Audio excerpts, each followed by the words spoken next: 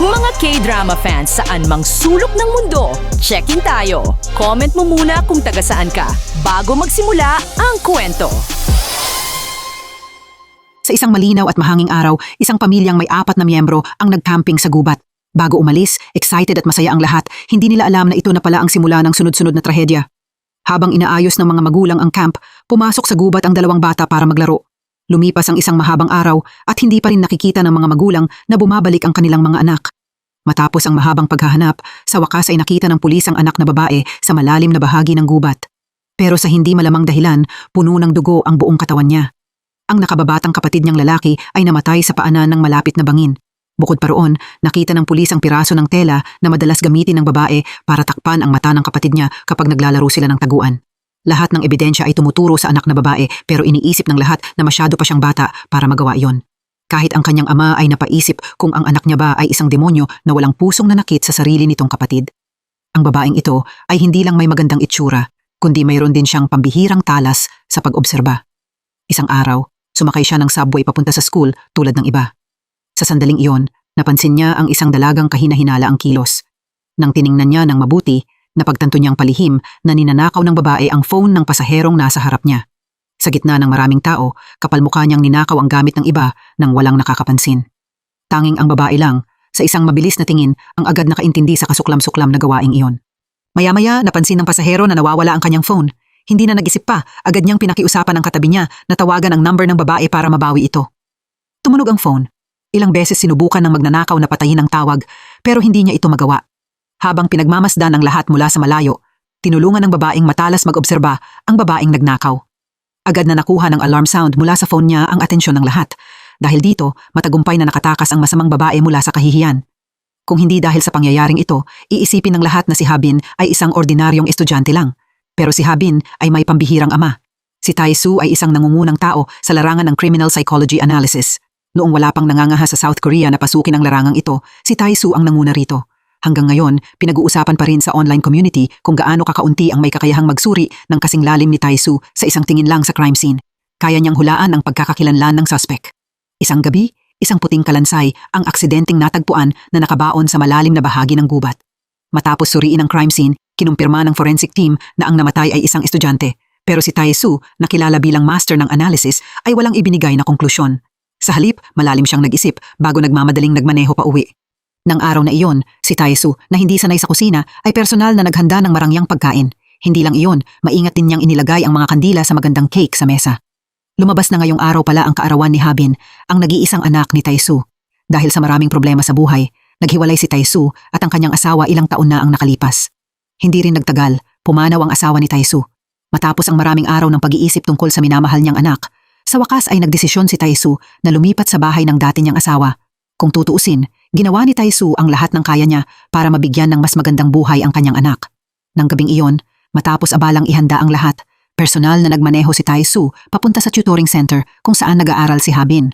Pero naghintay si Tae-soo at hindi pa rin niya nakita ang kanyang anak. Nang tanungin niya ang manager ng center, nalaman niyang huminto na pala sa pag-aaral si Habin, mahigit 2 buwan na ang nakalipas. Bago pa siya makabawi mula sa gulat na iyon, isa pang dagok ang dumating. Sa sandaling iyon, tumawag ang pulis para ipaalam na ang anak ni Tae-soo ay ipinatawag sa police station dahil sa pakikipag-away sa 2 pang babae. Kahit pinapagalitan ng mga pulis si Habin, tahimik lang siyang nanatili habang inoobserbahan ang lahat sa paligid. Nang tumingin siya sa mesa ng pulis, aksidenteng napunta ang tingin ni Habin sa litrato nito kasama ang anak niyang babae. Makikita sa litrato ang pulis at ang kanyang anak na masayang nagpa-practice ng taekwondo. Hindi na nag-isip ng matagal si Habin at mabilis niyang naintindihan ang takbo ng isip ng pulis. Agad niyang ginampanan ang kanyang parte, umiyak at ikinuwento ang istorya ng buhay niya. Ang kanyang ama rin ay isang matuwid na pulis at lagi nitong pinapayuhan ang anak na gamitin sa buhay ang mga natutunan niyang kasanayan. Hindi talaga nagrereklamo si Habin sa pulis, kundi inaantig niya ang damdamin nito bilang isang ama. Ang isang taong may anak na babae tulad niya ay siguradong makikiramay sa sitwasyon ni Habin, gaya ng gusto ni Habin mangyari. Matapos makinig, tuluyang nagbago ang ugali ng pulis. Makalipas ang ilang sandali, dumating si Tae-soo sa police station gaya ng inaasahan. Nang makita ng pulis na dumating na ang ama ni Habin, agad niyang ikinuwento ang buong pangyayari. Sa imbestigasyon, nakakita ang pulis ng ilang kahina-hinalang phone na nakatago kay Habin at sa 2 pang dalaga. Alam ng pulis na kaduda-duda ang pinanggalingan ng phone, pero mariing itinanggi ng 3 babae na sinadya nilang magnakaw. Matapos marinig na nangyari ang insidente sa isang motel, agad na kinwestiyon ng ama ang kanyang anak. Hindi niya maintindihan kung bakit pupunta ang anak niya sa ganoong lugar imbes na pumasok sa school. Tumanggi pa ring sumagot si Habin at iginiit lang niyang wala siyang ninakaw. Bilang isang professional criminal psychologist, agad napansin ni Tae-soo na may kakaiba sa anak niya. Hindi namamalayan ni Habin, kinagat niya ang ibabang labi niya, isa sa pinakamalinaw na senyales na nagsisinungaling siya. Walang sino man sa larangan ng criminal psychology ang hindi makakakilala sa senyales na ito at hindi rin naiiba si Tae-soo. Kaya nagsimulang magkaroon ng duda si Tae-soo sa kanyang anak. Matapos piyansahan ni Tae-soo ang kanyang anak, agad na umalis ang dalawa para umuwi. Isang engranding birthday party ang naghihintay sa kanila para pagsaluhan. Pero imbes na kainin ang pagkaing niluto ng kanyang ama, tahimik na binuksan ni Habin ang refrigerator, kumuha ng isang kahon ng salad at kumain mag-isa. Nang makita ang katigasan ng ulo ng kanyang anak, napayuko na lang si Tae-soo at humingi ng tawad. Kung tutuusin, malaki ang pananagutan niya kung bakit naging ganito ang anak niya. Sa loob ng maraming taon, noong pinakakailangan siya ng kanyang anak, wala siya sa mahahalagang pagkakataon. Nangako si Tae-soo na mula ngayon, buong puso niyang aalagaan ang buhay ng kanyang anak. Bago pa matapos magsalita ang ama, galit na ibinaba ni Habin ang kanyang chopsticks at diretso siyang tumitig sa kanya. Matapos makaranas ng napakaraming pagkawala, ang pag-aalala ngayon ng kanyang ama ay parang sobra na at wala nang saysay. Nang marinig ito, agad nagbago si Tae-soo at naging istrikto.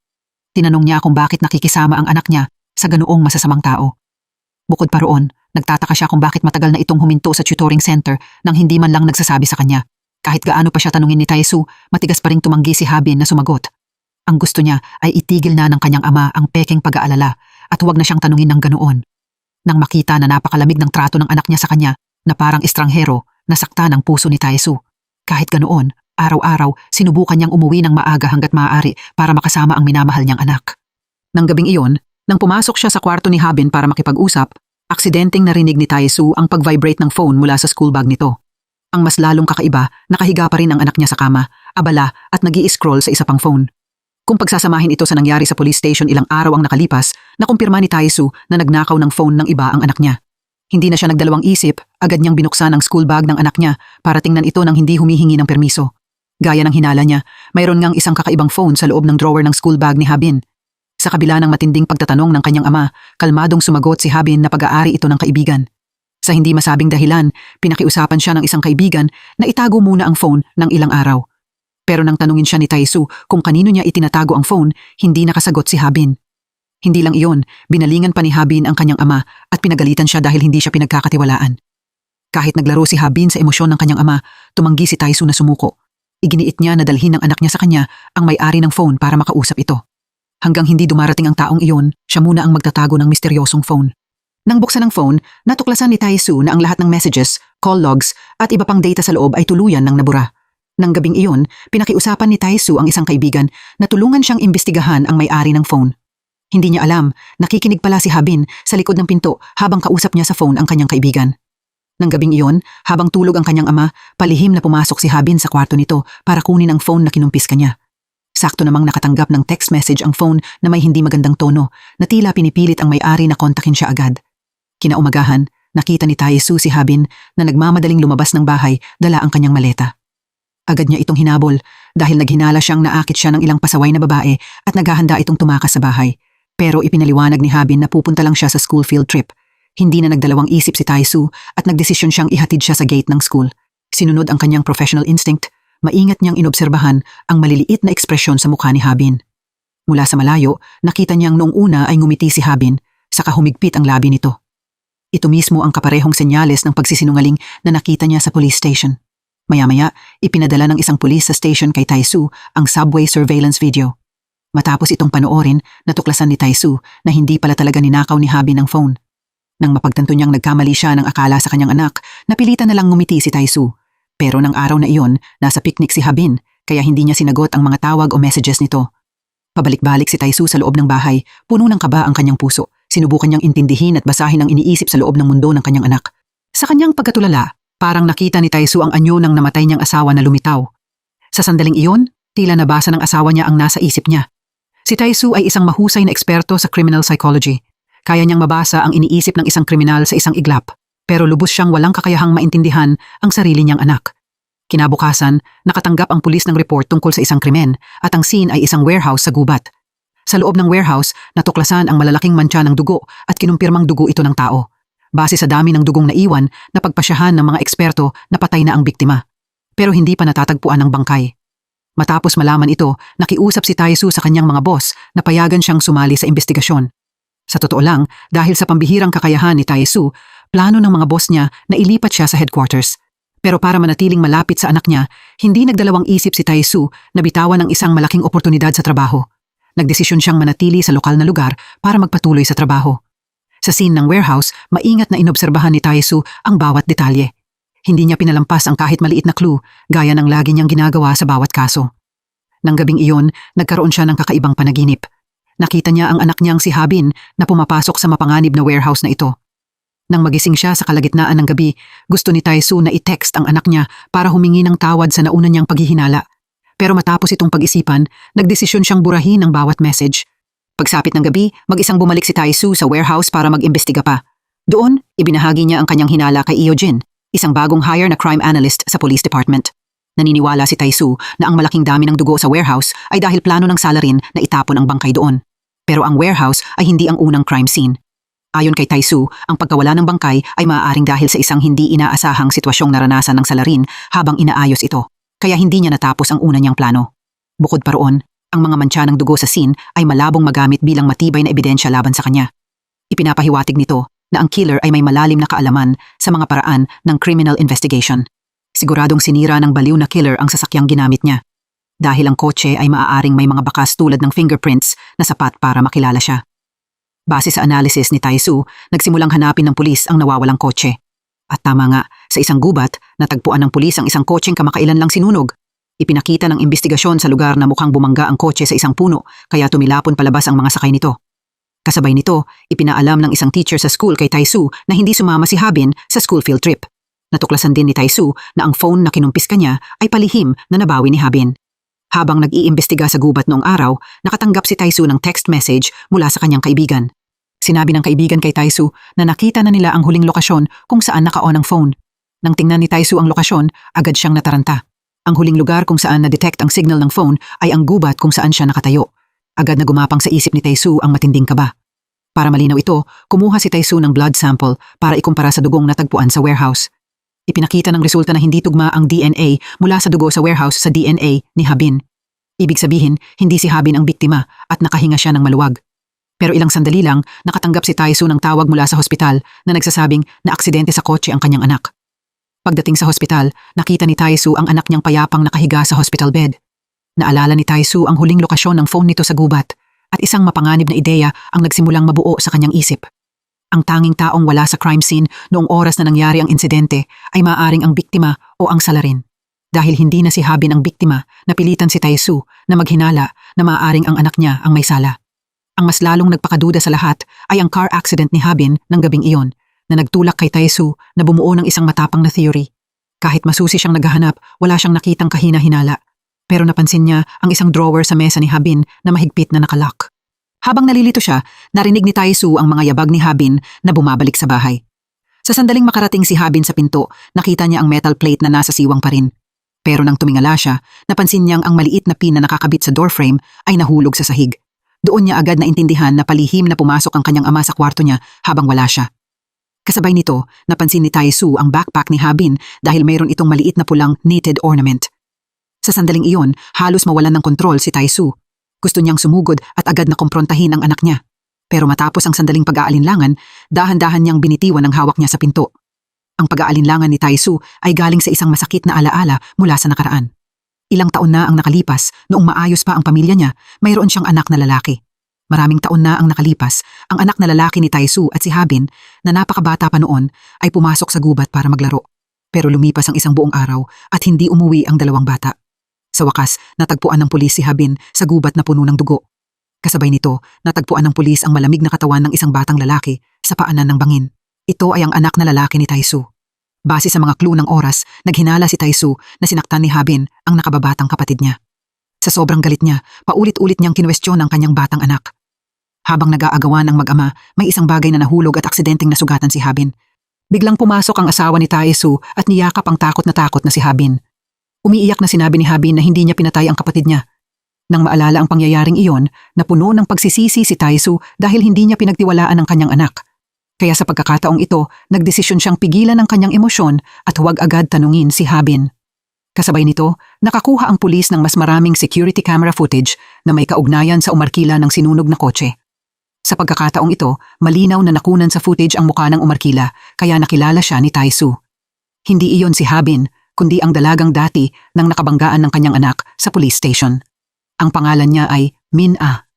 Samantala, nagpatuloy ang kaibigan ni Tai-Su sa paghahanap ng impormasyon at natuklasan ang social media account ni Min-ah. Para malaman ang totoo, nagpanggap si Tai-Su na flower buyer para kontakin ang dalaga. Matapos ang ilang pag-uusap, nagkasundo ang dalawa na magkita ng gabing iyon. Sa napagkasundo ang lugar, nakita ni Tai-Su na ang taong dumating ay hindi si Min-ah. Ito ay si Yejin, isa pang babae na dating kasama ni Min-ah. At kasama ni Yejin ang isang binatang nagngangalang Yang Min. Ang dalawang taong nagpapanggap na sina Min-ah at Tai-Su ay malinaw na nagpaplano ng scam laban sa mga customer. Nang makitang hindi dumating ang customer, sumakay si Yejin at ang lalaki sa isang kotse at umalis. Sinundan sila ni Tai-Su pero sa kasamaang palad, napansin siya ng lalaki. Mabilis na pinatakbo ng lalaki ang kotse at kahit pinilit ni Tai-Su na habulin sila, kalaunan ay nawala rin sila sa kanyang paningin. Nang gabing iyon, pagbalik sa bahay, hindi napigilan ni Tai-Su ang kanyang mga hinala. Tinanong niya ang anak niya kung nakipagkita ba ito kay Min-ah bukod sa police station.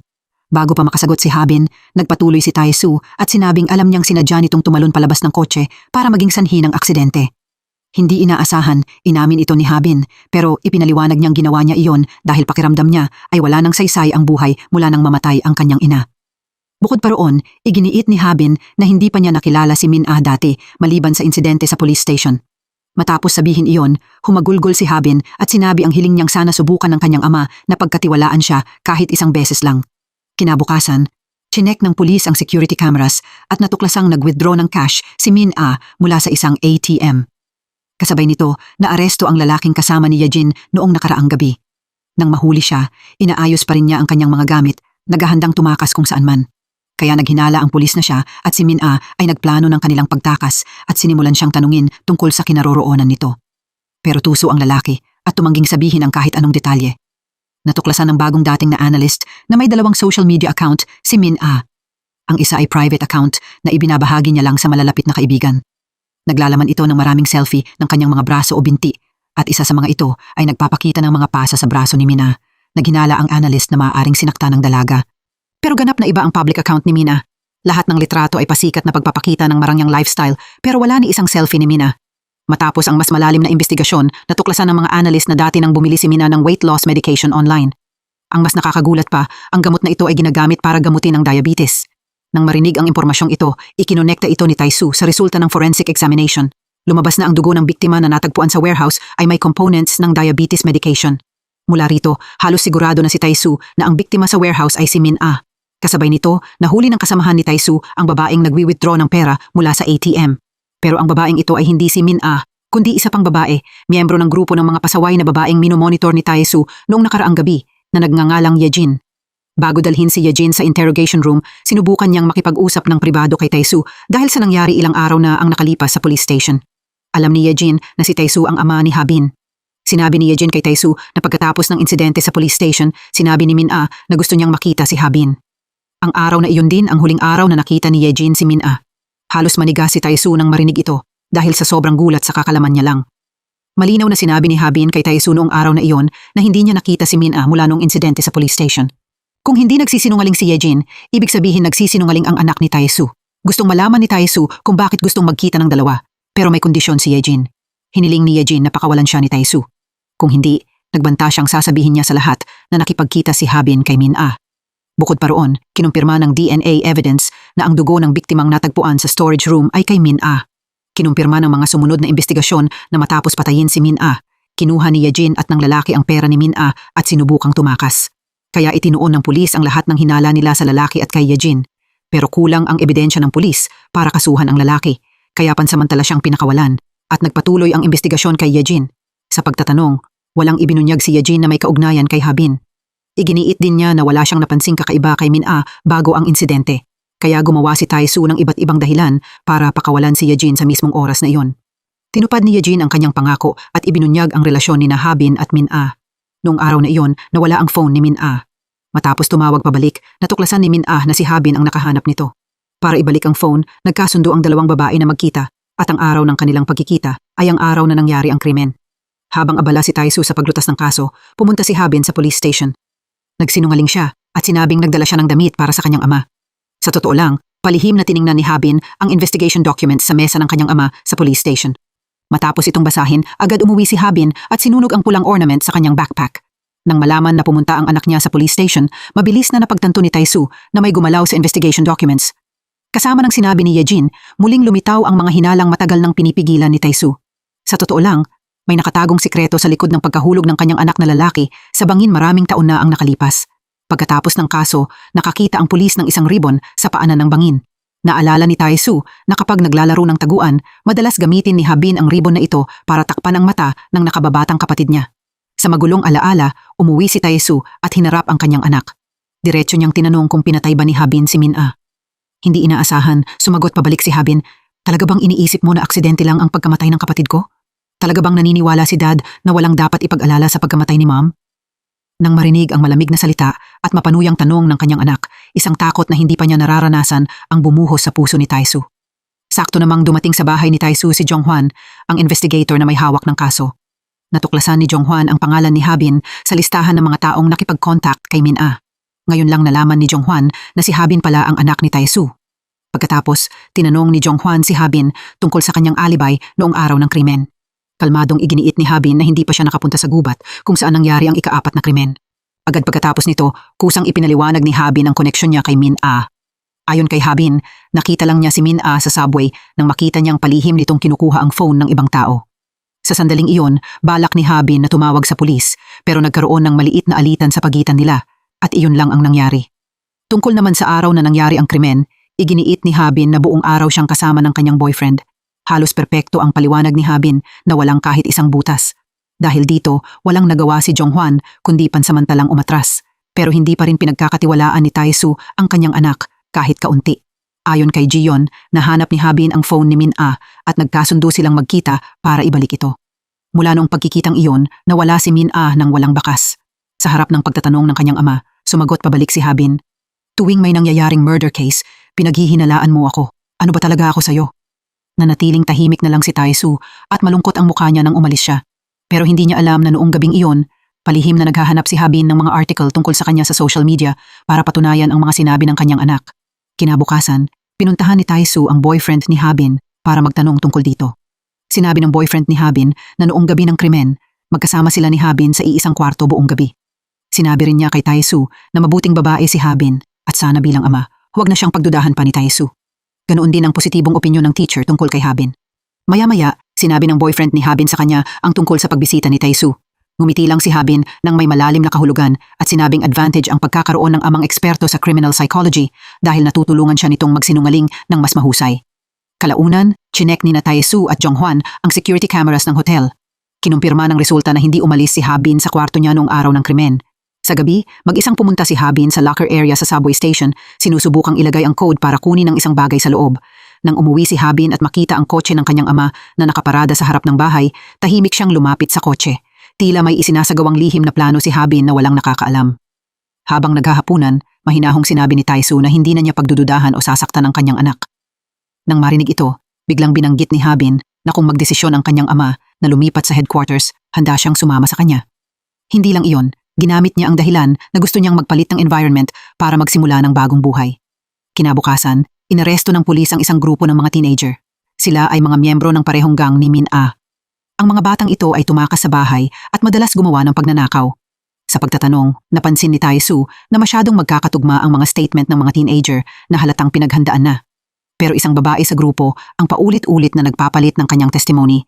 Naniniwala si Taisu na may malapit na relasyon ang babaeng ito kay Mina at maaaring siya ang susi para malutas ang kaso. Kaya nagdesisyon siyang italaga si Daihong, isang bagong analyst na mahusay makiramdam sa emosyon ng iba para tanungin ang babae. Sa ilang mahinahong salita ng pag-alo, nagawa ni Daihong na mapagsalita ang babae. Ayon sa testimony ni Daihong, nagsimula ang lahat sa isang binatang nagngangalang Yang Min na siya ring leader ng grupo.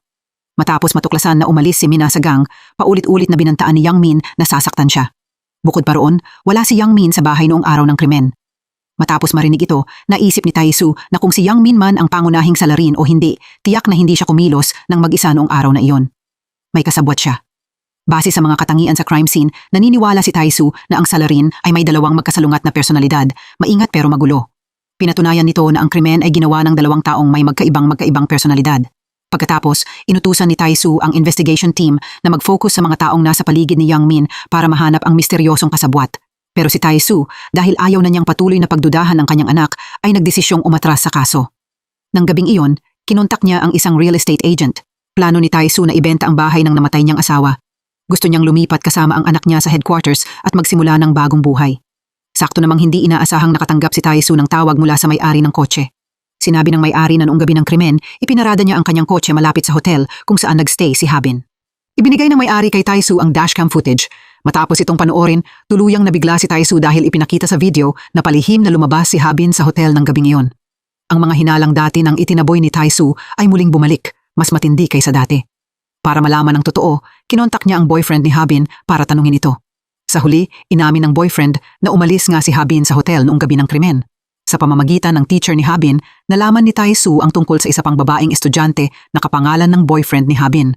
Alam ng buong klase ang tungkol sa isang babaeng nagngangalang Suhyun na sinasabing best friend ni Habin. Pero tumakas si Suhyun sa bahay at hindi alam kung nasaan siya. Nang gabing iyon, binisita ni Taisu ang ama ni Suhyun sa lumang bahay nito. Ibinunyag niya na tuwing tumatawag si Habin, agad na lumalabas si Suhyun. Pero sa tuwing bumabalik siya, mukhang pagod at haggard si Suhyun. Nang umuwi si Habin ng gabing iyon, napansin ni Taisu na pinalitan niya ang keychain sa kanyang backpack ng iba, isang regalo mula sa kanyang boyfriend. Sa puntong ito, muling binanggit ni Habin ang tungkol sa paglipat at tinanong ang kanyang ama kung nakapagdesisyon na siya. Pero sa pagkakataong ito, nagbago ang ugali ni Taisu. Iginiit niyang gusto muna niyang tapusin ang kaso sa gubat bago niya isipin ang kahit ano pa. Malinaw na lalo pang lumalaki ang hinala ni Taisu sa kanyang anak. Kasabay nito, pumunta si Yang Min sa locker area sa subway station. At kahit sinubukan niyang ilagay ang code para kunin ang mga gamit, hindi niya nabuksan ang locker kahit ilang beses niyang sinubukan. Ang hindi alam ni Yang Min, ilang oras bago iyon, kinuha na ni Habin ang lahat ng pera mula sa locker. Sa bahay, naghanap si Habin ng mga article na may kaugnayan sa mga kasong nalutas ng kanyang ama. Pagkatapos, gumamit siya ng susi para buksan ang isang nakalock na drawer. Sa loob ng drawer ay ang malaking halaga ng pera na kinuha niya mula sa locker sa subway station. Maya-maya, nakatanggap si Yang Min ng text message na may larawan ng pera. Kinaumagahan, hiniling ni Habin sa kanyang ama na ihatid siya sa library. Noong una, sinabi niyang gusto niyang makipag-usap habang nasa daan, pero nanatili siyang tahimik sa buong biyahe. Pagdating nila, sinabi lang niya na sana matagumpay na malutas ng kanyang ama ang kaso bago siya bumaba ng kotse. Pagkababa ng kotse, hindi pumunta si Habin sa library gaya ng plano, kundi diretso siyang tumakbo papunta sa subway station. Doon, nakipagkita siya kay Yang Min. Tila may kung anong deal sa pagitan nilang dalawa. Sa kasamaang palad, inaresto si Yang Min ng pulis sa mismong exit ng subway station. Samantala, matapos bumaba ni Habin sa kotse, binuksan ni Taisu ang glove compartment at natuklasan ang pulang keychain ng kanyang anak. Agad na iniugnay ni Taisu ang keychain na ito sa pulang tela na natagpuan sa crime scene sa gubat. Dati, para pigilan si Habin na sirain ang ebidensya, palihim na pinalitan ni Taisu ang keychain sa backpack ng kanyang anak ng kaparehong peke. Kaya ang keychain na sinunog ni Habin ay peke habang itinago ni Taisu ang tunay. Pagkatapos, ipinadala niya ang keychain para ipatest at ikumpara sa pulang tela sa crime scene. Kasabay nito, naghanda si Taisu na tanungin si Yang Min dahil kasalukuyan siyang isa sa mga pangunahing suspek. Pero sakto namang dumating ang prosecutor's office. Inanunsyo nila na nakatanggap sila ng reklamo na inaakusahan si Taisu ng pagtanggap ng suhol. Matapos halughugin ang kotse ni Taisu, nakakita sila ng isang bungkos ng cash na tugma sa halagang nabanggit sa reklamo. Agad na sinuspinde si Taisu sa kanyang tungkulin at pinilit siyang umatras sa investigasyon ng kaso sa gubat. Nang maalala ang mga sinabi ng anak niya sa kotse noong umagang iyon, nagsimulang maghinala si Taisu na si Habin ang nasa likod ng reklamo dahil natanggal si Taisu sa investigasyon. Hindi kinaya ng baguhang analyst si Yang Min kaya napilitan silang pakawalan siya. Lumabas si Yang Min sa police station at sakto namang nakaharap niya si Habin na papalapit. Nagkatinginan ng dalawa. Sa sandaling iyon, isang malamig at matagumpay na ngiti ang lumitaw sa labi ni Habin. Hindi nagtagal, lumabas ang test results ng pulang keychain at perpekto itong tumugma sa pulang tela na natagpuan sa crime scene sa gubat. Bukod pa roon, may na-detect na DNA sa keychain na tugma sa mga labi na natagpuan sa gubat. Ipinakita ng test results na ang mga labi na ito ay galing sa ibang kaso. May isang bagay na pareho ang dalawang kaso. Pareho itong may kinalaman sa pulang keychain. Naniniwala ang pulis na ang salarin sa dalawang kaso ay malamang iisang tao. Pagkatapos, tinanong ni Jong Hwan si Taisu tungkol sa pinagmulan ng keychain. Nang marinig ito, nanatiling tahimik si Taisu ng matagal, puno ng gulat at hindi makapaniwala ang kanyang mukha. Sa huli, nagsinungaling si Tae-soo at sinabing ang keychain ay pag-aari ng isang babaeng nagngangalang Soo-hyun na dating malapit na kaibigan ni Habin. Pero hindi binanggit ni Tae-soo na huminto sa school si Soo-hyun noong nakaraang taon at pagkatapos ay nawala, kaya napakalaki ng posibilidad na siya ang may-ari ng mga labi na natagpuan sa gubat. Hindi nagtagal, nakatanggap si Tae-soo ng kumpirmasyon na ang mga labi sa gubat ay talagang kay Soo-hyun. Bukod pa roon, may DNA ng biktima sa keychain ni Habin. Halos sigurado na si Tae-soo na ang anak niya ang pumatay kay Soo-hyun. Pag-uwi, hinarap ni Tae-soo ang kanyang anak at ikinuwento ang mga natuklasan niya noong araw na iyon. Diretso niyang hiniling na sumuko si Habin. Sa kabila ng matigas na sinabi ng kanyang ama, nanatiling kalmado si Habin gaya ng dati. Sinabi niya na pinaniniwalaan lang nito ang gusto nitong paniwalaan, hindi dahil pinagkakatiwalaan niya ang kanyang anak. Matapos sabihin ito, sinabi niyang magpapalit muna siya ng damit para maghanda pumunta sa police station at sumuko. Pero makalipas lang ang ilang minuto, biglang may police car na dumating sa harap ng bahay. Lumabas na tumawag si Habin sa pulis at maling inakusahan ang kanyang ama ng pananakit sa anak. Naniwala ang pulis sa kanya at inilagay si Habin sa listahan ng mga taong kailangang protektahan. Habang nakaupo sa kotse, tinawagan ni Habin ang kanyang ama at tinanong, "Bakit hindi mo kailanman tinanong ang tunay na dahilan kung bakit ko ito ginawa?" Nang marinig ang nakakalitong salita ng kanyang anak, napuno ng kalituhan at sakit si Tae-soo. Samantala, dahil sa kakulangan ng ebidensya, pinakawalan si Yang Min, ang leader ng grupo ng mga kabataang tumakas sa bahay. Agad pagkatapos lumabas sa police station, naglakad si Yang Min papunta kay Habin na nakatayo sa tapat niya. Pero sobrang maingat si Habin. Napansin niyang may pulis na sumusunod kay Yang Min. Mabilis siyang nagpadala ng message para kanselahin ang appointment at kasabay nito, sinabi niya kay Yang Min na hintayin ang susunod niyang message. Kalaunan, nakita ng pulis si Yang Min at tinanong kung kilala niya si Soo-hyun. Sa pamamagitan ng investigasyon, natuklasan nilang parehong miyembro ng parehong runaway gang, sina Soo-hyun at Min-ah. Pero itinanggi ni Yang Min na kilala niya si Soo-hyun at palihim niyang pinaalalahanan ang ibang miyembro ng grupo na huwag magsalita ng masama tungkol sa pulis. Nang dinala pabalik sa station sina Yang Min at ang iba pang miyembro ng grupo para tanungin, napansin ni Tae-soo na may isang taong kulang sa grupo. Ang taong ito ay ang babaeng tumulong sa bagong analyst sa pagsiwalat na walang alibay, si Yang Min. Kagabi, matapos siyang traidorin ng babaeng ito, malupit siyang ginantihan ni Yang Min. Araw-araw, si Yang Min at ang grupo ng mga teenager ay nakatira sa basement na pinapaupa sa kanila ng isang magandang landlady na nagngangalang Sung-hee. Nang puntahan ni Tae-soo si Sung-hee para magtanong tungkol kay Soo-hyun, malabo ang mga sagot ni Sung-hee. Pero napansin ni Tae-soo ang malinaw na sugat sa leeg ni Sung-hee. Kinabukasan, nalutas ang kasong panunuhol na maling ibinintang kay Tae-soo. Napatunayan ng investigasyon na tuluyan siyang pinagbintangan lang, kaya nakabalik siya para imbestigahan ang kaso. Inireport ni Jong Hwan na napakahirap ng interrogation kay Yang Min. Pagkatapos, diretso tinanong ni Tae-soo si Yang Min kung kilala niya si Habin. Walang itinago si Yang Min. Inamin niyang matagal na niyang kilala si Habin. Sa huli, agad na iniba ni Yang Min ang usapan at inakusahan si Habin na siya ang pumatay kay Soo-hyun. Sa harap ng akusasyong ito, patuloy at walang tigil na tinanong ni Tae-soo si Yang Min. Inamin ni Yang Min na miyembro nga ng gang na pinamumunuan niya si Soo-hyun. Sinubukan ni Tae-soo na kumuha pa ng impormasyon mula kay Yang Min. Diretso niyang sinabi na natagpuan ng pulis ang katawan ni Soo-hyun. Nang marinig ito, nanatiling walang pakialam si Yang Min at naging parang nagbabanta pa ang tono niya. Sinabi niyang mas curious siya kung sino ang pumatay kay Min-ah. Malinaw na pinaghihinalaan din ni Yang Min na si Habin ang killer. Sa puntong ito, mabilis na nabawi ni Tae-soo ang kanyang composure at ginamit ang kanyang psychological analysis skills para lumaban. Binanggit ni Tae-soo ang tungkol sa mga magulang ni Yang Min, sinadya niyang tamaan ang sakit nito. At tama nga, bahagyang nagsimulang manginig ang emosyon ni Yang Min.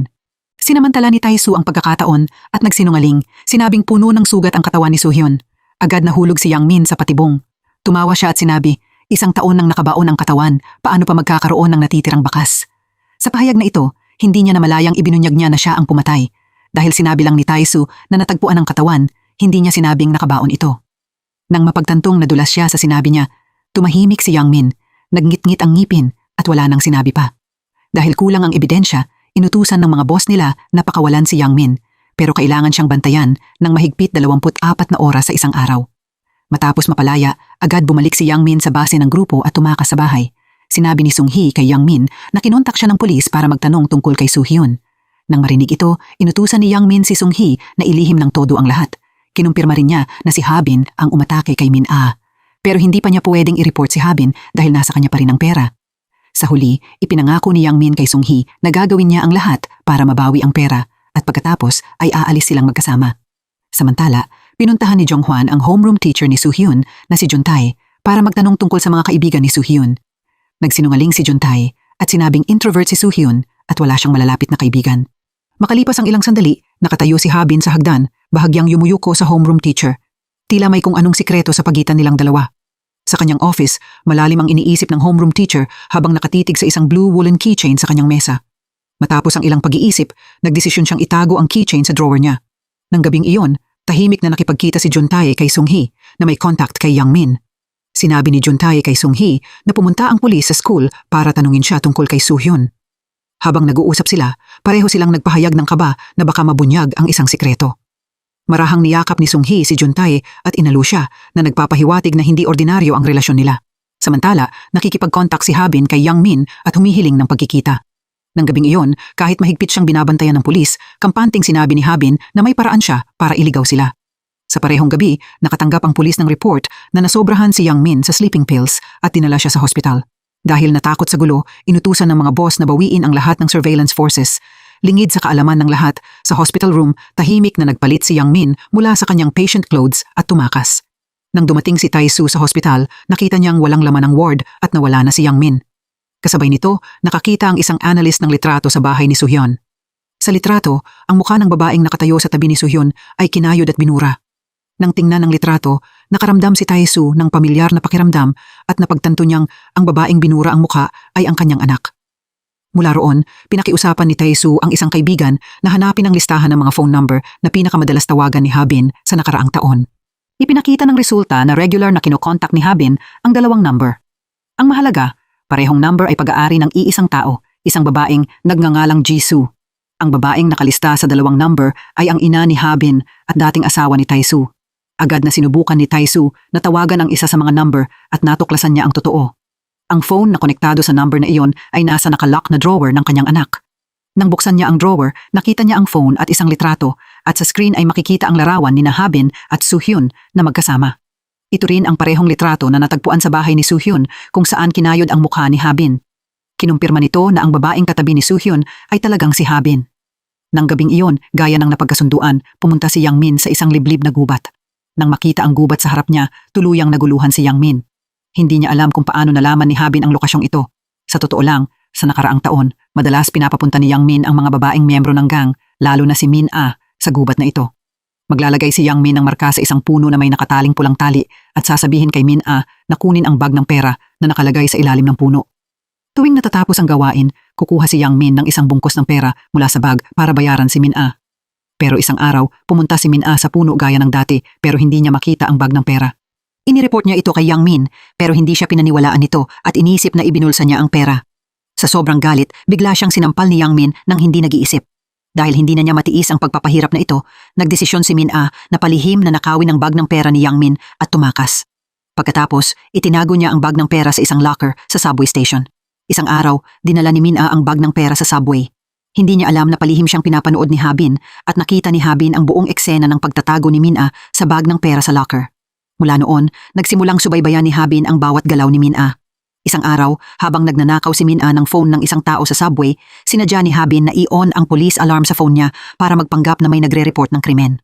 Pagkatapos, lumapit siya kay Min Ah, nagkunwaring mabait at inalok siyang tulungan magtago sa malapit na hotel. Sa hotel, sinubukan ni Habin na makuha ang loob ni Min Ah na nagkunwaring isa rin siyang runaway. Hiningi pa niya ang phone number ni Min Ah para makapag-communicate sila sa susunod. Tumanggi si Min Ah na ibigay ang kanyang contact information pero agad binago ni Habin ang kanyang paraan. Agad niyang inireport si Min Ah sa pulis para ibunyag ang pagnanakaw nito. Dinala ang usapin sa police station. Sa investigasyon, nakuha ni Habin ang pangalan at ID number ni Min Ah. Makalipas ang ilang araw, palihim na kinuha ni Habin ang phone ni Min Ah at nag-install ng tracking device.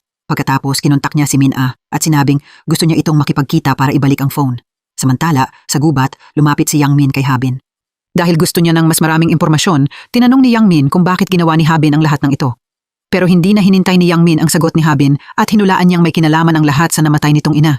Pagkatapos, inamin niyang nang extort siya ng pera mula sa ina ni Habin. Nang marinig ito, tinanong ni Habin ang dahilan. Ipinakita ni Yang Min sa kanya ang isang video. Sa video, naguhukay ang ina ni Habin sa gubat at sa tabi niya ay nakahiga ang isang malamig na bangkay. Nakakagulat, ang katawan pala ay si Soo-hyun, ang kaibigan ni Habin. Noong taong iyon, aksidenteng nakita ni Yang Min ang ina ni Habin na naglilibing ng katawan ng isang tao at palihim niya itong kinunan ng video. Ngayon, ginagamit niya ang video para i-blackmail si Habin, hinihingi na ibalik nito ang perang kinuha niya sa kanya. Habang nagtatalo ang dalawa, lumitaw ang isang misteryosong taong nakasuot ng helmet at tinulungan si Habin na mapasuko si Yang Min. Nagmamadaling umuwi si Habin pero nakita niyang nabuksan ng kanyang ama ang drawer niya at nawawala ang phone niya. Kasabay nito, dinala ni Tae-soo ang phone ng kanyang anak sa isang repair shop dahil gusto niyang malaman ang sikretong nasa loob nito. Habang hinihintay na maayos ang phone, ipinadala ni Habin ang video mula sa phone ni Yang Min sa kanyang ama. Tinatanong siya tungkol sa pagkamatay ni Soo-hyun at sa relasyon nito sa kanyang ina. Pero hindi makasagot si Tae-soo. Samantala, nanatiling focus ng patuloy na investigasyon si Soo-hyun. Matapos maayos ang phone, ibinunyag ng technician na may laman itong location tracking app. Ang app na ito ay karaniwang ginagamit ng dalawang tao para ikonekta ang kanilang devices. Matapos i-check ang impormasyon, natuklasan ni Tae-soo na ang tracked phone number ay pag-aari ng ina ni Habin. Sinundan ni Tae-soo ang location signal at nakarating siya sa isang malaking shopping mall. Sa pagsunod sa direksyon ng staff, nalaman niyang kagagaling lang ni Habin sa isang psychological clinic. Doon, nagtanong si Tae-soo sa doktor at nalaman niyang pumunta ang kanyang anak para tingnan ang treatment records ng kanyang ina. Pagkatapos, nabigla si Tae-soo nang malaman na ang asawa niya ay nagpagamot doon para sa depression bago ito namatay. Paglabas sa mall, biglang napagtanto ni Habin na may sumusunod sa kanya. Bukod pa roon, ang taong ito ay ang parehong misteryosong lalaking naka-helmet noong nakaraang araw. Matapos magmaneho ng kaunting layo, bumaba si Habin sa kotse at hinarap ang misteryosong tao. Tinanong niya kung sino ito pero bigla na lang tumakbo palayo ang lalaking naka-helmet nang walang sinasabi. Samantala, bumalik si Yang Min sa basement ang tagpuan ng grupo. Hinala ni Yang Min na si Sung-hee ang misteryosong taong nakasuot ng helmet. Kay Sung-hee lang niya ibinunyag ang pagkikita nila ni Habin sa bundok. Pero itinanggi ito ni Sung-hee at sinabing wala itong kinalaman sa kanya. Pagkatapos, hiniling ni Yang Min kay Sung-hee na ibenta ang bahay para makalikom ng sapat na pera para makatakas. Plano ni Yang Min na umalis agad kapag nabawi niya ang pera mula kay Habin. Lingid sa kaalaman niya, palihim na kinuhanan ni John Tae ng litrato ang pagkikita ni na Yang Min at Habin sa gubat noong nakaraang gabi para imbestigahan ang kaso. Dalawang analyst sa ilalim ng supervision ni Tae-soo ang pumunta sa school para hanapin si John Tae. Pero ipinaalam sa kanila na bigla itong nag-leave. Nagdulot ito ng hinala sa mga analyst dahil mula nang kontakin ng pulis si John Tae, tila lubos na nagbago ang lifestyle niya at nagpakita siya ng maraming kahina-hinalang senyales. Bukod sa paglapit kay John Tae, patuloy ding mahigpit na binantayan ng pulis si Yang Min na pinaghihinalaang sangkot sa pagpatay. Sa surveillance, natuklasan nilang pumunta si Yang Min sa bundok para makipagkita sa isang tao. Sa lokasyong ito, nakakita ang mga investigator ng tatlong magkaibang bakas ng paa. Dalawa ay pag-aari ni Yang Min at ng isang lalaki at ang pangatlo ay malamang sa isang babae. Nagkataon, ang lugar na ito ay kung saan natagpuan ang katawan ni Soo-hyun. Napagpasyahan ng mga analyst na ang pinili nilang lugar ng pagkikita ay nagpapahiwatig na malamang kilala ng tatlo si Soo-hyun. Sa pamamagitan ng security guard ng neighborhood, nalaman ng pulis na madalas puntahan ni Yang Min ang bahay ni John Tae sa gabi para guluhin siya, na nagpapahiwatig na dati ng magkakilala sina Yang Min at John Tae. Kasabay nito, nakatanggap si Tae-soo ng recording ng psychological therapy session ng kanyang asawa sa clinic. Dahil dito, natuklasan niya ang mga sikretong matagal nang itinatago sa kanya ng kanyang asawa at anak. Nagkaroon ng napakasayang panahon ang kanyang asawa bago ito namatay dahil sa wakas ay nagkaroon si Habin ng malapit na kaibigan. Sa loob ng maraming taon, iba si Habin kumpara sa ibang mga bata. Hindi siya tumatawa sa mga comedy, lagi siyang naglalaro mag-isa, tahimik at sarado, at hindi nakikihalubilo sa mga kaedad niya. Para tulungan ang anak niyang maging normal, hiniwalayan ng ina ni Habin si Tae-soo at inilaan ang lahat ng oras niya sa pag-aalaga at pagsuporta sa kanya. Matapos ang maraming taon ng pagsisikap, noong birthday ni Habin, unang beses siyang nagdala ng kaibigan sa bahay, si Soo-hyun. Para ipagdiwang ang espesyal na araw na ito, naghanda ang ina ni Habin ng marangyang pagkain para sa kanyang anak at kay Soo-hyun. Sa birthday party, binigyan ni Soo-hyun si Habin ng pulang knitted keychain at binigyan naman ng ina ni Habin si Soo-hyun ng bagong mobile phone. Umaasa ang ina ni Habin na unti-unting gaganda ang kalagayan ng kanyang anak dahil sa pag-aalaga at positibong pagbabagong ito. Pero lumala ang mga bagay sa mga sumunod na araw. Sa mga sumunod na araw, napansin niyang madalas lumiliban si Habin sa kanyang extra classes. Madalas siyang umuuwi ng gabi at nagsimulang makisama sa mga teenager na nagpapakita ng masamang asal. Tila may hinahanap si Habin na hindi niya sinasabi sa kanyang ina. Dahil nag-aalala sa kanyang anak, nagdesisyon ang ina na makipagkita kay Soo-hyun para linawin ang sitwasyon. Hindi inaasahan, diretsahang sinabi ni Soo-hyun na ang taong hinahanap ni Habin ay siya. Pero imbes na harapin siya, pinili ni Soo-hyun na iwasan siya. Lumiliban si Soo-hyun sa school, hindi sinasagot ang phone at iniiwasang makipagkita kay Habin. Nang tanungin ng ina ni Habin ang dahilan, iginiit ni Soo-hyun na alam na ng ina ni Habin ang dahilan. Nalito ang ina pero naintindihan din niya na ang ibig sabihin ni Soo-hyun ay hindi normal si Habin. Dahil determinado siyang tulungan ang anak niyang bumalik sa pagiging normal, hiniling ng ina kay Habin na huwag na niyang kontakin si Soo-hyun. Pero maring tumanggi si Habin at iginiit niyang kailangan niyang makita si Soo-hyun. Habang nagtatalo sila, napansin ni Habin ang panginginig sa kilos ng kanyang ina, na para bang takot ang kanyang ina sa kanya. Dahil dito, mas lalong nakasiguro si Habin na pinaghihinalaan din siya ng kanyang ina. Iniisip din ng kanyang ina na siya ang dahilan ng aksidente ng nakababatang kapatid niya, maraming taon na ang nakalipas, gaya ng iniisip ng kanyang ama. Sa harap ng matinding pagtatanong ni Habin, tahimik lang na nakatayo ang ina, hindi alam kung paano sasagot. Sa siwang ng pinto, nakita niya ang kanyang anak na nawawalan ng kontrol. Galit na binabasag ni Habin ang mga gamit sa kwarto. Mula noong araw na iyon, naging sobrang tense ang relasyon ng mag-ina. Makalipas ang ilang panahon, pumunta ang ina sa isang psychologist para humingi ng payo. Humagulgol siya at sinabi rito na pinatay ng anak niya ang isang aso. Pero nang malaman niya ito, tinulungan niya ang kanyang anak na ilibing iyon. Habang nagsasalita, desperado siyang umiiyak, inaamin na hindi niya alam kung paano haharapin ang anak niyang lalong nagiging kakaiba. Matapos pakinggan ang recording ng therapy session ng kanyang asawa, napagtanto ni Tae-soo na ang asong pinaniniwala ang pinatay ni Habin ay maaaring hindi talaga umiral. Bukod pa roon, ang tunay na biktima ay malamang si Soo-hyun at ang bangkay na inilibing ng kanyang asawa ay malamang ang kawawang estudyante. Nang maalala ang sinabi ni Yang Min ilang araw na ang nakalipas, biglang naramdaman ni Tae-soo na ang mga detalye tungkol sa patuloy na pagkapit ni Habin kay Yang Min ay maaaring susi sa paglutas ng lahat ng misteryong ito. Kaya bumalik si Tae-soo sa police station at humiling na hanapin ang kinaroroonan ni Yang Min. Kasabay nito, may clue rin si Tae-soo mula sa surveillance camera ng apartment ni John-tae. Ipinakita ng surveillance camera na kagabi, umalis si John-tae sa kanyang apartment na nakasuot ng rain boots. Malinaw na kakaiba ito. Agad hiniling ni Tae-soo na imbestigahan ang mga lugar sa paligid, lalo na ang mga lugar kung saan maaaring mangisda ang mga tao dahil naramdaman ni Tae-soo na may kinalaman ang mga senyalis na ito sa isa pang kaso. Samantala, sa isang fishing spot na panaginipan ni John-tae na nabahiran ng dugo ang kanyang mga kamay. Nang magising siya mula sa bangungot, biglang lumitaw si Sung-hee. Si John-tae, na puno ng lungkot ang boses, ay nagsabing ang gusto na lang niya ngayon ay sabihin ang totoo dahil dinudurog na siya ng guilt at kalituhan. Sinubukan siyang aliwin ni Sung-hee at pinayuhan siyang ilihim muna ito ng kaunti pang panahon kahit para lang mapanatili ang kasalukuyan nilang buhay.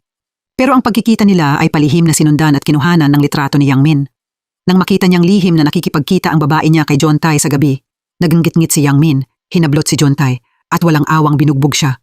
Sakto namang biglang lumitaw ang pulis kaya tumakas si Yang Min pero dumating si Tae-soo sakay ng kotse niya at pinigilan siya. Agad na tinanong ni Tae-soo si Yang Min tungkol sa video ng kanyang asawa na naglilibing ng bangkay. Pagkatapos, mariing iginiit ni Tae-soo na hindi killer ang kanyang asawa, kundi inilibing lang nito ang bangkay. Ang totoong pumatay kay Soo-hyun ay si Yang Min at nagkamali lang ang kanyang asawa na akalain na ang anak nila ang pumatay. Pero mariing itinanggi ni Yang Min ang anumang pagkakasangkot. Nang marinig ito, nagbago ng taktika si Tae-soo. Binantaan niya si Yang Min at pinagbawalan itong magpakita kahit kailan sa harap ng kanyang anak.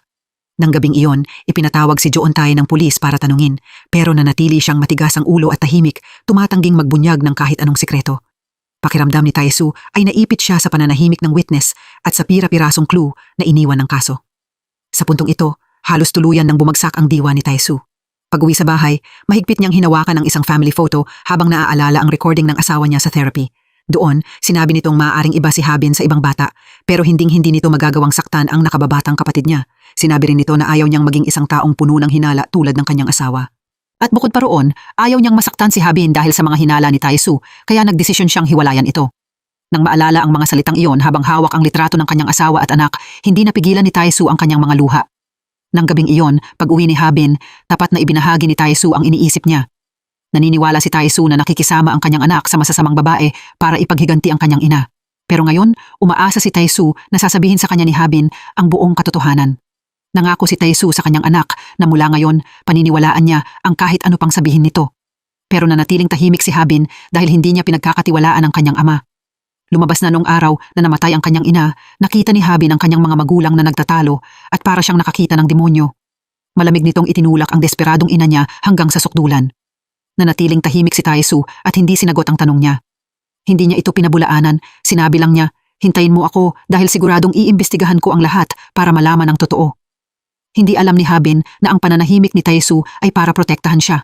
Isang gabi, ilang taon na ang nakalipas, umuwi si Tae-soo at nadiskubre ang matinding amoy ng gas sa hangin. Nagmamadali niyang binuksan ang bintana para pahanginan ang kwarto at kasabay nito nakita niya si Habin na walang malay. Matapos tulungang magkamalay ang kanyang anak, natagpuan ni Tae-soo ang kanyang asawa na nakaupo nang hindi gumagalaw sa sala, blanko ang tingin. Agad niyang naintindihan na nawalan ng kontrol ang kanyang asawa at nakagawa ng padalos-dalos na bagay. Sa pagtatanong ni Tae-soo, nagsimulang magsalita ang kanyang asawa tungkol sa kaso ng kanilang anak na lalaki, maraming taon na ang nakalipas. Kahit pilit niyang kinukumbinsi ang sarili na walang kinalaman si Habin sa pagkamatay ng kanilang anak, sa kaibuturan niya, pinaghihinalaan pa rin niya ang maliit nilang anak na babae. Pinahirapan siya ng hinalang ito kaya hindi niya na ito kinaya at humantong sa ginawa niyang kahangalan ng gabing iyon. Sandaling nagalit si Tae-soo. Bigla niyang nasabi, kahit may masama kang iniisip, hindi mo dapat idamay ang anak mo rito. Narinig ito ni Habin, nakakagising lang kaya nagkamali siya ng intindi sa kanyang ama. Pero hindi doon natapos ang sinabi ni Tae-soo. Dahil nang humupa ang galit niya, sinubukan niyang pakalmahin ang kanyang asawa. Kung talagang iiwan mo ang mundong ito, kailangang mabuhay mag-isa si Habin. Ako ang ama niya, pero hindi naman talaga siya naging malapit sa akin. Nang marinig ito, natauhan ang kanyang asawa. Hinawakan niya ang kamay ni Tae-soo at bilin niya, "Pakiusap, huwag mong sasabihin kay Habin ang nangyari ngayong gabi. Ayokong masaktan siya dahil sa akin." Dahil sa pangakong iyon, pinili ni Tae-soo na manatiling tahimik kahit naging dahilan ito para mas lalo pang lumayo ang kanyang anak sa kanya. Samantala, patuloy pa rin ang investigasyon sa misteryosong kaso na tila walang katapusan. Hindi pa rin malinaw ang hindi maipaliwanag na pagkamatay ni Min-ah at So-hyun. Para mabigyang liwanag ang bagay na ito, napagtanto ni Tae-soo na kailangan niyang ituon ang investigasyon kay Yang Min na sangkot sa maraming kahinahinalang gawain. Samantala, nakakuha na si Jong-hwan ng search warrant para sa apartment ni Yang Min at sasama si Tae-soo sa paghahanap. Natuklasan ni Tae-soo ang ilang kahinahinalang bagay sa basement kung saan tumutuloy ang mga pasaway na kabataan. Nagsimula siyang maghinala na may pribadong relasyon sina Sung-hee at Yang Min. Sa pagtatanong, mukhang tensyonado si Sung-hee at iginiit niyang normal na pagpapaupa lang ang relasyon nila. Pero pagkaalis ng pulis, tinawagan ni Yang Min ang phone ni Sung-hee. Nang makita ni Yang Min na nag-aalangan si Sung-hee na sagutin ito, nagalit siya ng sobra. Samantala, nasa malapit lang si Habin. Napagtanto niyang ilang araw na siyang sinusundan ng isang lalaking nakasuot ng helmet habang nakamotor. Para malaman kung sino ito, tumawag si Habin sa pulis at nag-report ng lasing na driver. Mabilis na rumesponde ang pulis, hinarangan ang motorsiklo at pinilit ang lalaki na huminto. Dahil wala na siyang ibang pagpipilian, tinanggal niya ang helmet. Tiningnan ni Habin ang lalaki at nakilala siya bilang isang middle-aged na estranghero na hindi pa niya kailanman nakikita. Pagkatapos, tinanong ni Habin ang lalaki kung bakit siya nito sinusundan. Ipinaliwanag nito na hinahanap niya ang taong nanakit sa kanyang anak. Pagkatapos, siya naman ang nagtanong kay Habin tungkol sa ilang konektadong bagay. Hinala niya na si Yang Min ang salarin. Binanggit niya ang palihim na pagpapalaya ni Tae-soo kay Yang Min at ang kamakailang patuloy na pagbabantay ni Habin kay Yang Min. Hindi maintindihan ng lalaki kung bakit magkasalungat ang ugali ni Habin at ng kanyang ama pagdating kay Yang Min. Pero hindi sumagot si Habin dahil ngayon niya lang din nalaman na pinakawalan pala ng kanyang ama si Yang Min. Makalipas ang ilang araw, isang gabi, hinarap ni Habin si Tae-soo. Gusto niyang malaman kung bakit palihim na pinakawalan ng kanyang ama na isang matuwid na pulis, si Yang Min. Hinala niya na may itinatago ito. Pero si Tae-soo, dahil gustong protektahan ang kanyang anak, ay napilitang magsinungaling. Sinabi niya na si So-hyun ay pinatay ng sarili niyang asawa at ang pagpapalaya niya kay Yang Min ay para itago ang katotohanan ito. Pero hindi tumigil doon si Habin. Patuloy siyang nagtanong tungkol sa gabing namatay ang kanyang ina. Gusto niyang malaman kung bakit hindi sinabi ng kanyang ama na nakipagkita ito sa kanyang ina ng gabing iyon. Kailangang magsinungaling muli ni Tae-soo. Ipinaliwanag niya na malapit na siyang ma-promote at ayaw niyang makaapekto sa career niya ang mga problema ng kanyang asawa. Nanatiling tahimik si Habin sa paliwanag ng kanyang ama. Hindi niya alam na sa dilim, sobrang nagdurusa si Tae-soo kaya umiiyak siya. Pero kahit ganoon, hindi pa rin niya kayang sabihin ang totoo. Ang mga sikreto ng kaso at ang sirang relasyon ng mag-ama ay nagiging isang gulong hindi na maayos. Samantala, ipinagpatuloy ni Tae-soo ang kanyang investigasyon. Hinanap niya ang isang problemadong dalaga para magtanong tungkol sa kinaroroonan ni Yang Min. Sa interrogation, hindi nagdalawang isip si Tae-soo na gamitin ang kahinaan nito. Nagpahiwatig siya na kung hindi ito makikipagtulungan, iuuwi niya ito. Ibig sabihin ay haharap siya sa pananakit ng kanyang stepfather. Sa huli, nang maipit, umamin ang babae. Ibinunyag niya na may gusto si Yang Min kay Sung-hee, pero may ibang boyfriend si Sung-hee. Matapos malaman ito ni Yang Min, nagalit siya ng sobra at sinaktan si Sung-hee. Pagkatapos, ipinakita ni Tae-soo ang larawan ng isang lalaki. Tinanong ni Tae-soo ang babae kung ito ba ang boyfriend ni Sung-hee. Tumango ang babae. Tila nagdulot ito ng hinala sa isip ni Tae-soo dahil ang lalaki sa larawan ay si John Tae. Nang gabing iyon, muling tinawagan ni Yang Min si Sung-hee pero sinadya nitong hindi sagutin. Hindi inaasahan, biglang lumitaw si Yang Min sa likod niya na parang multo. Gaya ng dati, hinila niya ito sa tabi at tinanong kung sino ba talaga ang nanakit kay So-hyun. Lumabas na dati nang sinabi ni Sung-hee kay Yang Min na nakita niya ang ina ni Habin na pinapatay si So-hyun. Pero matapos ang pag-uusap nila ni Habin sa gubat, nalaman ni Yang Min na hindi talaga ang ina nito ang salarin. Agad pagkatapos nito, binanggit ni Yang Min ang pangalan ni Juntae. Naniniwala si Yang Min na ang tunay na pumatay kay Soo-hyun ay ang teacher na ito at ginamit ni Sung-hee si Yang Min para pagtakpan ng boyfriend niya mula sa investigasyon ng pulis. Habang mas nagsasalita si Yang Min, lalo siyang nagagalit dahil pakiramdam niya naging tanga siya sa pagnanais na tulungan si Sung-hee na makatakas. Dahil tinraidor siya ng babaeng mahal niya, sinabi ni Yang Min na hindi niya basta matatanggap ang pagkatalo. Bukod pa roon, hindi niya hahayaang makamit ni na Sung-hee at Jeon-tae ang layunin nila. Pagkatapos, hinanap ni Tae-soo si Jeon-tae at dinala siya sa police station para makipagtulungan sa investigasyon. Pero pagkakatanggap niya ng tawag, nagmamadaling umalis si Jeon-tae nang walang sinasabi pa. Bukod pa roon, ang tumawag ay ang girlfriend niyang si Sung-hee. Nang dumating si Jeon-tae sa lugar ng pagkikita, lumitaw si Yang Min mula sa dilim. Tinawag ni Yang Min si Jeon-tae na killer. Nagbanta si Yang Min na sasabihin niya ang totoo sa pulis. Pero kalmadong sumagot si Jeon-tae na wala namang ebidensya si Yang Min at hindi kailanman paniniwalaan ng pulis ang salita ng isang taong palaboy. Nang marinig ito, nagngit-ngit si Yang Min at inatake si Jeon-tae. Nang makita niyang binubugbog ang boyfriend niya hanggang halos mamatay, nagmadaling niyakap ni Sung-hee si Yang Min nang mahigpit at nakiusap na tumigil siya. Habang pinapanood ang babaeng mahal niya na umiiyak sa lungkot para sa ibang lalaki na puno ng pait ang puso ni Yang Min. Nang gabing iyon, lumapit kay Jeon-tae ang isang lalaking nakasuot ng helmet. Pero hiniling ni Jeon-tae sa lalaki na huwag gumawa ng kahit ano para protektahan siya. Tumanggi ang lalaki at sinabing siya ang tunay na ama ni Jeon-tae. Nabunyag ang katotohanan. Ang tunay na salarin na nanakit sa dalaga ay si Jeon-tae.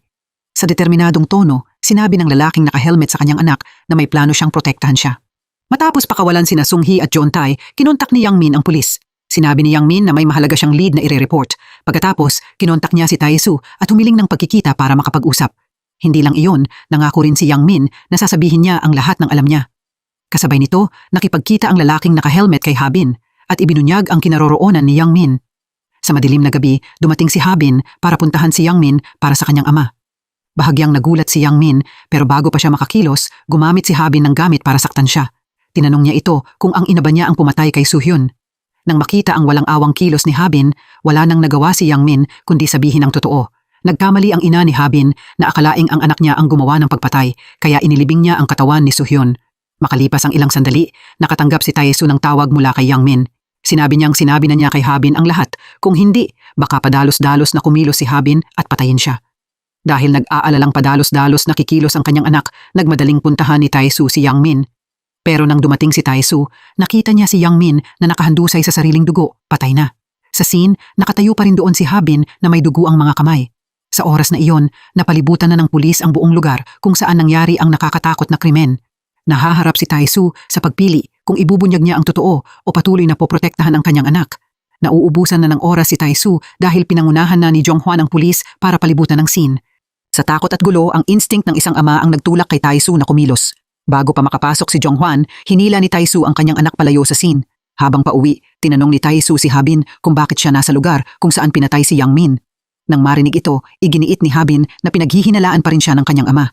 Pero si Tae-soo, sa tapat na tono, ay nagsabing mula ngayon ay lubusan niyang pagtitiwalaan ang kanyang anak. Pag-uwi, sinabi ni Habin sa kanyang ama na patay na si Yang Min nang dumating siya sa scene. Ang dahilan kung bakit nakipagkita siya kay Yang Min ay para tanungin ito tungkol sa pagkakakilanlan ng pumatay kay Soo-hyun. Ang ina ni Habin na naniwalang si Habin ang responsable sa pagkamatay ni Soo-hyun ang naglibing sa katawan. Pagkatapos, sobrang na-obsess siya at nawala sa sarili, kaya kung ano-ano ang ginawa niya para kay Habin. Tanging sa paghahanap sa taong nanakit kay Soo-hyun, niya lang mabibigyan ng paliwanag ang kanyang ina. Matapos marinig ang kwento ng kanyang anak, nagdesisyon si Tae-soo na itago sa drawer ang duguang damit ng kanyang anak at ang kutsilyong ginamit nito. Pagkatapos, nagmadali siyang bumalik sa crime scene ni Yang Min na parang walang nangyari. Natuklasan ng pulis na ang katawan ni Yang Min ay may 2 sugat mula sa 2 magkaibang gamit, kaya naghinala sila na maaaring may 2 salarin. Habang sinusuri ang crime scene, nakakita si Tae-soo ng isang kwintas. Nakilala niya ito bilang alaala mula sa kanyang asawa. Bukod pa roon, ito rin ang bagay na madalas isuot ng anak niyang si Habin. Nag-iisip si Tae-soo kung paano ito haharapin ng sakto namang may analyst na napadaan. Dahil wala na siyang ibang pagpipilian, kinailangan ni Tae-soo na ilagay ang kwintas sa evidence bag. Kinabukasan, nagkaroon ng meeting tungkol sa kaso ni Yang Min sa police station. Nalaman ni Tae-soo mula sa isang kasamahan na nakipagkita si Jeon-tae sa biktima noong araw na nasugatan si Yang Min. Bukod pa roon, ang impormasyong ito ay galing sa testimony ng anak ni Sung-hee. Nang marinig ito, agad umalis si Tae-soo sa police station para makipagkita kay Jeon-tae. Pagkatapos, tinanong niya si Jeon-tae kung bakit nakipagkita ito kay Yang Min ng gabing iyon. Pero hindi sumagot si Jeon-tae, sa halip ay iniba niya ang usapan. Sinabi ni Juntay na nakita niya si Habin sa scene ng krimen ni Yang Min. Sinubukan ni Tae-soo na manatiling kalmado at hiniling kay Juntay na pumunta sa police station para makipagtulungan sa investigasyon. Pagbalik sa police station, hinanap ni Jong-hwan si Tae-soo para sa isang pribadong usapan. Nadiskubre niya ang phone number ni Tae-soo sa call history ni Yang Min. Pagkatapos, tinanong ni Jong-hwan kung bakit itinago ni Tae-soo ang kontak niya. Sumagot si Tae-soo na kinontak siya ni Yang Min para umamin at makipagkita. Pero sa huli, hindi nagpakita si Yang Min. Pero hindi binanggit ni Tae-soo ang anumang hinalang may kinalaman sa kanyang anak na si Habin. Kahit hindi nagustuhan ni Jong-hwan ang pag-aksyon ni Tae-soo ng mag-isa, hindi na niya ito masyadong hinabol. Ang dahilan kung bakit kumilos mag-isa si Tae-soo at kinontak si Yang Min ay maaaring may kinalaman sa kanyang anak. Sa investigasyon, natuklasan ng analyst na malapit na magkaibigan sina Habin at Soo-hyun. Nang tanungin si Yang Min, nabanggit din nito na kilala niya si Tae-soo. Naghinala ang analyst na magkakilala ang dalawa dahil kay Habin. Kaya agad niyang iminungkahi na imbestigahan si Habin para makahanap ng mas marami pang clue. Pero sa sandaling iyon, sumingit ang isa pang analyst na si Dae-hong. Ipinakita niya ang recording ng tawag na ginawa ni Yang Min sa police station kanina. Sa tawag, hinihingi ni Yang Min ang phone number ni Tae-soo. Ikinatwiran ni Dae-hong na kung talagang magkakilala na sina Tae-soo at Yang Min dati pa, dapat may phone number na sila ng isa't isa. Matapos marinig ang paliwanag ni Dae-hong, pansamantalang nagdesisyon si Jong-hwan na pagkatiwalaan si Tae-soo at hindi siya pumayag sa panukalang imbestigahan si Habin. Samantala, papunta si Juntay para makipagkita sa kanyang ama, si Mr. Park. Hindi inaasahan, narinig ni Juntay na ibinunyag ni Mr. Park na si Habin ang pumatay kay Yang Min. Si Mr. Park ay isang eyewitness. Pinayuhan din niya si Juntay na lumayo kay Sung-hee dahil nakita ni Sung-hee si Juntay na pinapatay si Min-ah. Nag-aalala si Mr. Park na traidorin ni Sung-hee ang kanyang anak. Pero pinrotektahan at pinagkatiwalaan ni Juntay ang kanyang girlfriend. Binalaan niya ang kanyang ama na huwag makialam sa mga problema niya. At nagbantang puputulin niya ulit ang relasyon nilang mag-ama. Sa kabila nito, para protektahan ang kanyang anak, kumilos si Mr. Park ayon sa sarili niyang bugso ng damdamin. Kinabukasan, palihim siyang nakipagkita kay Sung-hee nang hindi sinasabi sa kanyang anak. Sa harap ni Sung-hee, nagpanggap si Mr. Park na ama ni Min-ah. Pagkatapos, nagbanta siya at hiniling na sabihin ni Sung-hee ang totoo tungkol sa nangyari noong araw na pinatay si Min-ah. Naniniwala si Mr. Park na si Sung-hee ang pinakakilala kay Min-ah. Sa totoo lang, ilang araw bago iyon, nakatanggap si Sung-hee ng tawag mula kay Min-ah. Sinabi ni Min-ah na babalik siya para kunin ang ilang gamit, pero ng oras na iyon, nilagnat ang anak ni Sung-hee kaya nagmadali siyang dalhin ito sa hospital. Kaya hiniling ni Sung-hee kay Juntae na hintayin si Min-ah at buksan ang pinto para sa kanya. Nang bumalik siya sa bahay ng gabing iyon, hindi inaasahang nadiskubre ni Sung-hee na pinapatay ng boyfriend niya si Min-ah. Pero para protektahan ng boyfriend niya, nagsinungaling si Sung-hee kay Mr. Park. Sinabi niya na binigyan niya si Min-ah ng susi ng bahay.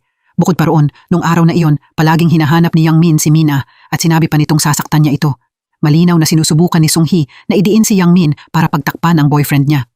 Nang malaman ni Juntae na palihim na nakipagkita ang kanyang ama kay Sung-hee, nagalit siya ng sobra. Tinanong ni Mr. Park si Juntae kung si Min-ah ba talaga ay pinatay ng kanyang anak. Hindi niya maintindihan kung bakit gagawa ng ganoong bagay ang anak niya. Inamin ni Juntae ang pagpatay. Pilit siyang ngumiti at sinabing marahil ay dahil ito sa dugo nila. Habang iniimbestigahan ni Tae-soo ang kaso, alam ni Habin na sinunog ng kanyang ama ang lahat ng dugo ang damit at ang murder weapon na itinago nito sa drawer.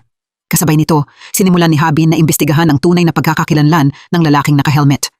Nagpanggap siyang pulis para kontakin ang isang youth welfare center.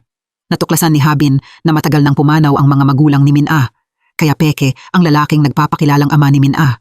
Pagkatapos, pumunta si Habin sa police station at nag-report na inatake siya ng isang taong nakamotor.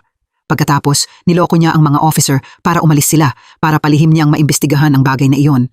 Sa huli, natuklasan niya na ang lalaking hinahanap niya ay si Mr. Park. Nang gabing iyon, tinawagan ni Tae-soo si Habin at sinabing may nakakita sa kanya sa crime scene ni Yang Min. Mas lalo lang pinalakas ng sinabi ng kanyang ama ang hinala ni Habin kay Mr. Park. Sa gabi, palihim siyang pumunta sa hotel kung saan nagstay si Mr. Park. Pero matapos maghanap sandali, nakita niya ang phone niya sa drawer ni Mr. Park. Ipinaalala ng phone na ito kay Habin ang nangyari sa gubat ilang araw na ang nakalipas. Nang gabing iyon, hinahabol si Habin ng isang driver. Kaya sa takot, tumalon siya papunta sa isang maliit na burol sa gubat para magtago. Ang mas nakakagulat pa, ang driver na bumaba ay si Mr. Park. Sa pagmamadali ni Habin, nahulog ang phone niya at pinulot ito ni Mr. Park. Hindi nagtagal, nakatanggap ang phone ng message na hinihinging sagutin ni Mr. Park ang tawag ng nagpadala. Kung hindi siya susunod, ibubunyag ang sikreto sa gubat. Bukod sa phone, nakakita rin siya ng isang tumpok ng envelope sa kwarto ni Mr. Park. Bukod pa roon, ang pangalan ng recipient sa envelopes ay si Juntae. Sa puntong ito, napagtanto ni Habin ang relasyon ni na Mr. Park at Juntae. Nang parehong gabi, nakipagkita si Juntae sa kanyang girlfriend. Ipinaliwanag niya na ang ama niya ang pumunta para makita ito noong umaga. Bukod pa roon, inamin niyang matapos umalis ng girlfriend niya, nakipagkita si John Tae kay Yang Min. Samantala, sa police station, hindi inaasahang may natuklasan ang mga investigator sa pamamagitan ng surveillance cameras. Malapit si Sung Hee sa scene nang atakihin si Yang Min. Itinuring ni Jong Hwan na si Sung Hee ang salarin at nagdesisyong arestuhin siya. Sa pagtatanong, ipinagtanggol ni Sung Hee ang kanyang boyfriend at tumangging ibunyag ang totoo tungkol sa pagkikita ni na John Tae at Yang Min. Pero hindi nagtagal, umamin si John Tae at nagdala pa siya ng ebidensya. Sobrang nag-alala si Mr. Park nang malaman ang pag-amin ng kanyang anak. Iginiit niya na hindi maaaring ang kanyang anak ang nanakit kay Yang Min. Noong nakaraang gabi, nakita ni Mr. Park si Habin na nakatayo sa tabi ng katawan ni Yang Min puno ng dugo. Samantala, nagkaroon din ng bagong progreso ang investigasyon ng pulis. Ipinakita ng camera footage na may motorsiklong lumitaw malapit sa scene noong gabing inatake si Yang Min. Hinala ni Jong Hwan na ang taong nasa motorsiklo ay kasabwat ni John Tae. Pero nakilala ni Tae-soo si Habin bilang pasahero sa motorsiklo. Pag-uwi, agad ibinahagi ni Tae-soo sa kanyang anak ang kanyang analysis. Naniniwala siyang naroon si Habin sa gubat noong araw na pinatay si Min-ah, pero hindi si Habin ang killer. Isa lang siyang witness. Pagkatapos ng insidente, hindi agad nagpaliwanag si Habin tungkol sa mga hinala niya sa kanyang ama. Naniniwala si Tae-soo na ang ginagawa ng kanyang anak ay paraan para mabilis na mahanap ang salarin sa pagpatay kay Min-ah. Alam din niyang kapag natagpuan na ang killer, siya mismo ang papatay dito. Matapos i-analyze ang sitwasyon, tinanong ni Tae-soo ang anak niya tungkol sa pagkakakilanlan ng driver ng motorsiklo. Pero tumanggi si Habin na sumagot. Dahil wala nang ibang pagpipilian, hindi inaasahang naglabas si Tae-soo ng posas. Nang parehong gabi, nakatanggap si Tae-soo ng message mula sa anonymous sender. Sa loob nito ay litrato ng kanyang anak na nakatayo sa tabi ng bangkay ni Yang Min. Ipinadala ni Mr. Park ang litrato para takutin si Tae-soo. Hiniling ni Mr. Park na pakawalan ni Tae-soo ang kanyang anak kung hindi ay ibubunyag niya sa publiko ang litrato. Ilang minuto bago iyon, sumuko sa pulis ang anak ng lalaking naka-helmet. Inamin niyang pinatay niya si Yang Min, pero hindi naniwala ang mga analyst sa kwento ni John Tae. Ipinakita ng crime scene ang bakas ng 2 salarin. Pinatunayan ng ebidensya sa scene na maingat na planado ang krimeng ito, hindi gawa ng galit, gaya ng sinabi ni John Tae. Naglabas ang isang female analyst ng litrato na nagpapakita kay Mr. Park at isang babaeng nakasakay sa motorsiklo. Nang makita ang litrato, biglang kakaiba ang naging reaksyon ni John Tae. Hinala ng female analyst na ang tunay na killer ay ang lalaking nasa motorsiklo. Bukod pa roon, ang babaeng nakaupo sa likod niya ang may-ari ng kwintas na natagpuan sa scene. Alam ni Tae-soo na ang taong nakaupo sa likod ng motorsiklo ay ang kanyang anak, pero wala siyang sinabi sa harap ng kanyang mga kasamahan. Habang ini-interrogate si John Tae, pumunta si Habin sa police station at palihim na nakipagkita si Tae-soo sa kanyang anak. Sinabi niya sa kanya ang tungkol sa litrato at umaasa siyang tapat nitong ibubunyag ang pagkakakilanlan ng lalaking naka-helmet. Kung hindi, sooner or later, maiimbestigahan si Habin at ituturing na suspek. Pero tumanggi si Habin na magsalita at sa halip ay hiniling sa kanyang ama na ibahagi sa kanya ang progreso ng investigasyon. Para protektahan ang kanyang anak, si Tae-soo mismo ang nag-interrogate kay John Tae. Naniniwala si Tae-soo na hindi si John Tae ang nanakit sa iba, kundi may tinatakpan lang siyang ibang tao. Nang makita niyang tumatanggi si John Tae na sabihin ang totoo, diretso niyang tinawagan ang girlfriend nito. Habang nakatayo sa harap nilang dalawa, ipinakita niya ang kanyang analysis sa mga bagong clue. Hinala ni Tae-soo na ang tunay na killer ni Yang Min ay si Sung Hee. Nang makita ni John Tae na tumatakas siya mula sa scene, nagdesisyon itong akuin ang kasalanan para sa babaeng mahal niya dahil gusto pa rin niyang protektahan ang babaeng mahal niya. Patuloy na inako ni John Tae ang kasalanan. Sinabi pa niyang pinatay niya si Yang Min dahil alam nito ang plano niya na saktan si Min-ah. Dahil wala na siyang ibang pagpipilian, kinailangan niya itong patayin para patahimikin ito. Para patunayan ang kwento ni John Tae, nang gabing iyon, pumunta sina Tae-soo at ang mga kasamahan niya sa isang gubat. Ayon sa salaysay ni John Tae, dito raw niya inilibing ang katawan ni Min-ah. Pero pagdating nila, natuklasan nilang nahukay na ang lugar, may bagong butas na ginawa at naalis na ang katawan. Ang taong naghukay ng katawan ay hindi si John Tae, kundi ang kanyang ama na si Mr. Park. Para protektahan ang anak niyang may kasalanan, nagdesisyon si Mr. Park na ilipat ang katawan sa ibang lugar at tuluyan itong itapon. Nang makita niyang hindi pa naaagnas ang katawan ni Min-ah, nag-atubili sandali si Mr. Park. Sa huli, kinuha niya ang isang palakol at planong putol-putulin ang katawan. Doon lang niya masisigurong walang makakaalam. Base sa surveillance camera footage, nakilala ng pulis si Mr. Park at napagpasyahang siya ang kasabwat ni John Tae. Matapos ang investigasyon, natuklasan ng pulis ang relasyon ng mag-ama ni na Mr. Park at John Tae. Pero sa kasalukuyan, hindi nila mahanap si Mr. Park kaya wala na silang ibang magawa. Dahil gustong pilitin si Tae-soo na pakawalan ang kanyang anak, nagpadala si Mr. Park ng litrato sa pulis. Makikita rito si Habin sa crime scene pero kalahati ng litrato ay punit kaya ang pagkamatay lang ni Yang Min ang nakikita. Ipinadala ni Mr. Park ang litrato at patuloy na kinontak si Tae-soo, pinipilit siyang pakawalan agad ang kanyang anak. Ipinaliwanag ni Taisu na kusang sumuko si John Tae kaya hindi niya alam kung ano pa ang gagawin, pero walang pakialam si Mr. Park.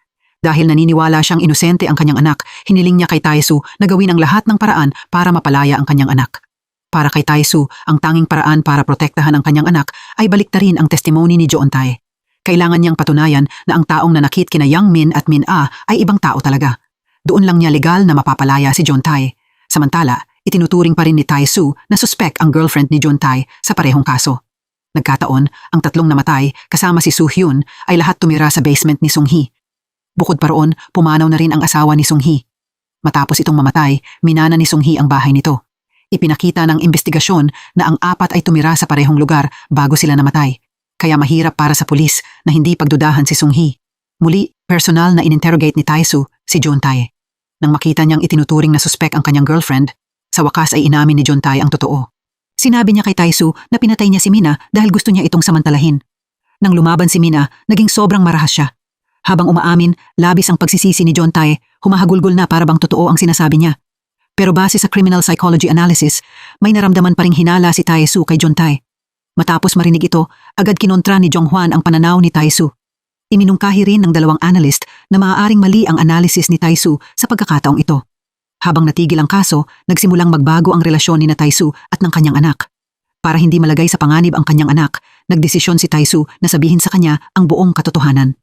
Nang gabing iyon, binigyan niya ito ng USB drive na may recording ng kanyang asawa bago ito namatay habang sumasailalim ito sa psychological treatment.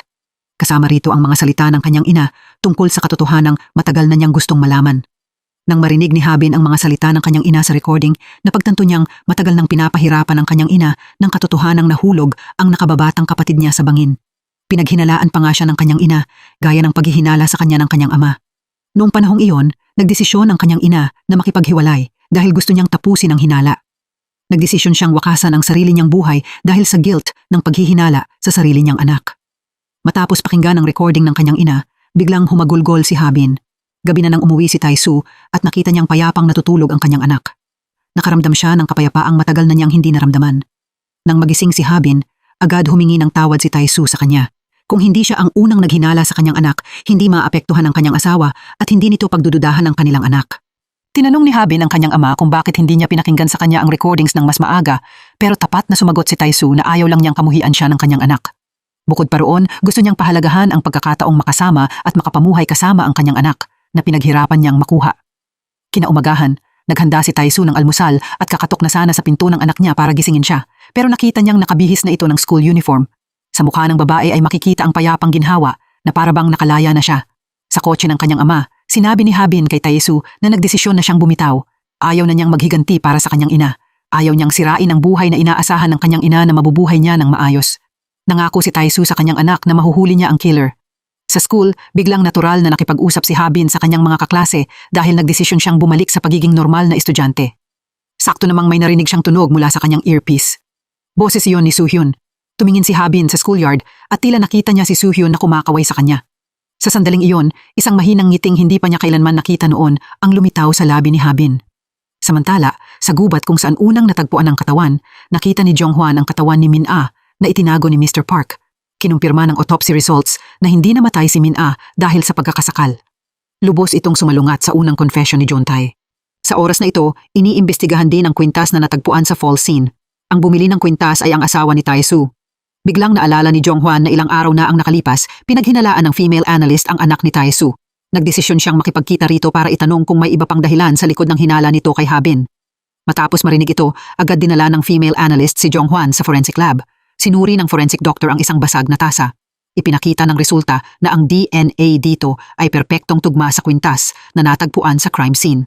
Dati nang pinaghinalaan ng female analyst si Habin at sinadya niyang yayain si Habin na uminom ng tea para makakuha ng DNA sample. Napakaingat ni Habin. Perpekto niyang itinago ang pagkakakilala niya kay Yang Min. Pero aksidente niyang nabasag ang isang tasa. At ngayon, ang pagtugma ng DNA na ito ay wala ng duda. Pinatunayan nitong naroon si Habin sa crime scene noong gabing namatay si Yang Min. Kasabay nito, ini-interrogate ni Taisu si John Tae at ipinapakita ang autopsy report ni Min Ah. Matapos makita ang report na nagpapatunay na hindi sinakal si Min Ah, nalito rin si John Tae. Inamin ni John Tae kay Taisu na nakainom pala siya ng kaunting alak noong araw ng krimen. Pagkagising niya, nakita niyang patay na nakahiga si Min-a sa kanyang kama. Ang unang reaksyon niya ay isipin na siya ang may gawa. Pero biglang pumasok si Sung-hee at sinabi na marahil dahil nakainom siya, hindi niya namalayan na nakapatay siya tulad ng ama ni John Tae. Nang gabing iyon, naniwala si John Tae sa kanyang girlfriend at hindi ito inireport sa pulis. Nakinig si Tae-soo at naghahanda na sanang gumawa ng huling pasya nang tinawag siya ni Jong-hwan sa labas. Ipinakita ni Jong-hwan kay Tae-soo ang litrato ni Habin na nasa crime scene ni Yang Min. Sinabi ni Jong-hwan na mula ngayon, magiging suspek si Habin sa kaso ni Yang Min at kailangang umatras si Tae-soo sa investigasyon. Mariing nakipagtalo si Tae-soo sa harap ng kanyang mga boss. Ikinatwiran niyang hindi direktang ebidensya ang litrato at umaasa siyang maipagpapatuloy niya ang paghabol sa kaso. Sa interrogation room, nagsimulang magduda si John Tae tungkol sa misteryosong kaso. Matapos ang analysis ni Tae-soo, may mga bagay na naalala si John Tae. Noong gabing namatay si Min-a, medyo kahina-hinala ang kilos ni Sung-hee kaya hiniling ni John Tae na makausap ng pribado si Tae-soo. Walang nagawa si Jong-hwan kundi payagan si Tae-soo na i-interrogate siya sa loob ng 2 oras. Samantala, natuklasan ng pulis na ang taong nagpadala ng litrato ay si Mr. Park. Hinala ni Jong-hwan na pinipressure ni Mr. Park si Tae-soo gamit ang isip at emosyon nito. Kaya nagbago ang ugali ni Jong-hwan at mahigpit niyang tinanggihan na payagan pa si Tae-soo na sumali sa interrogation.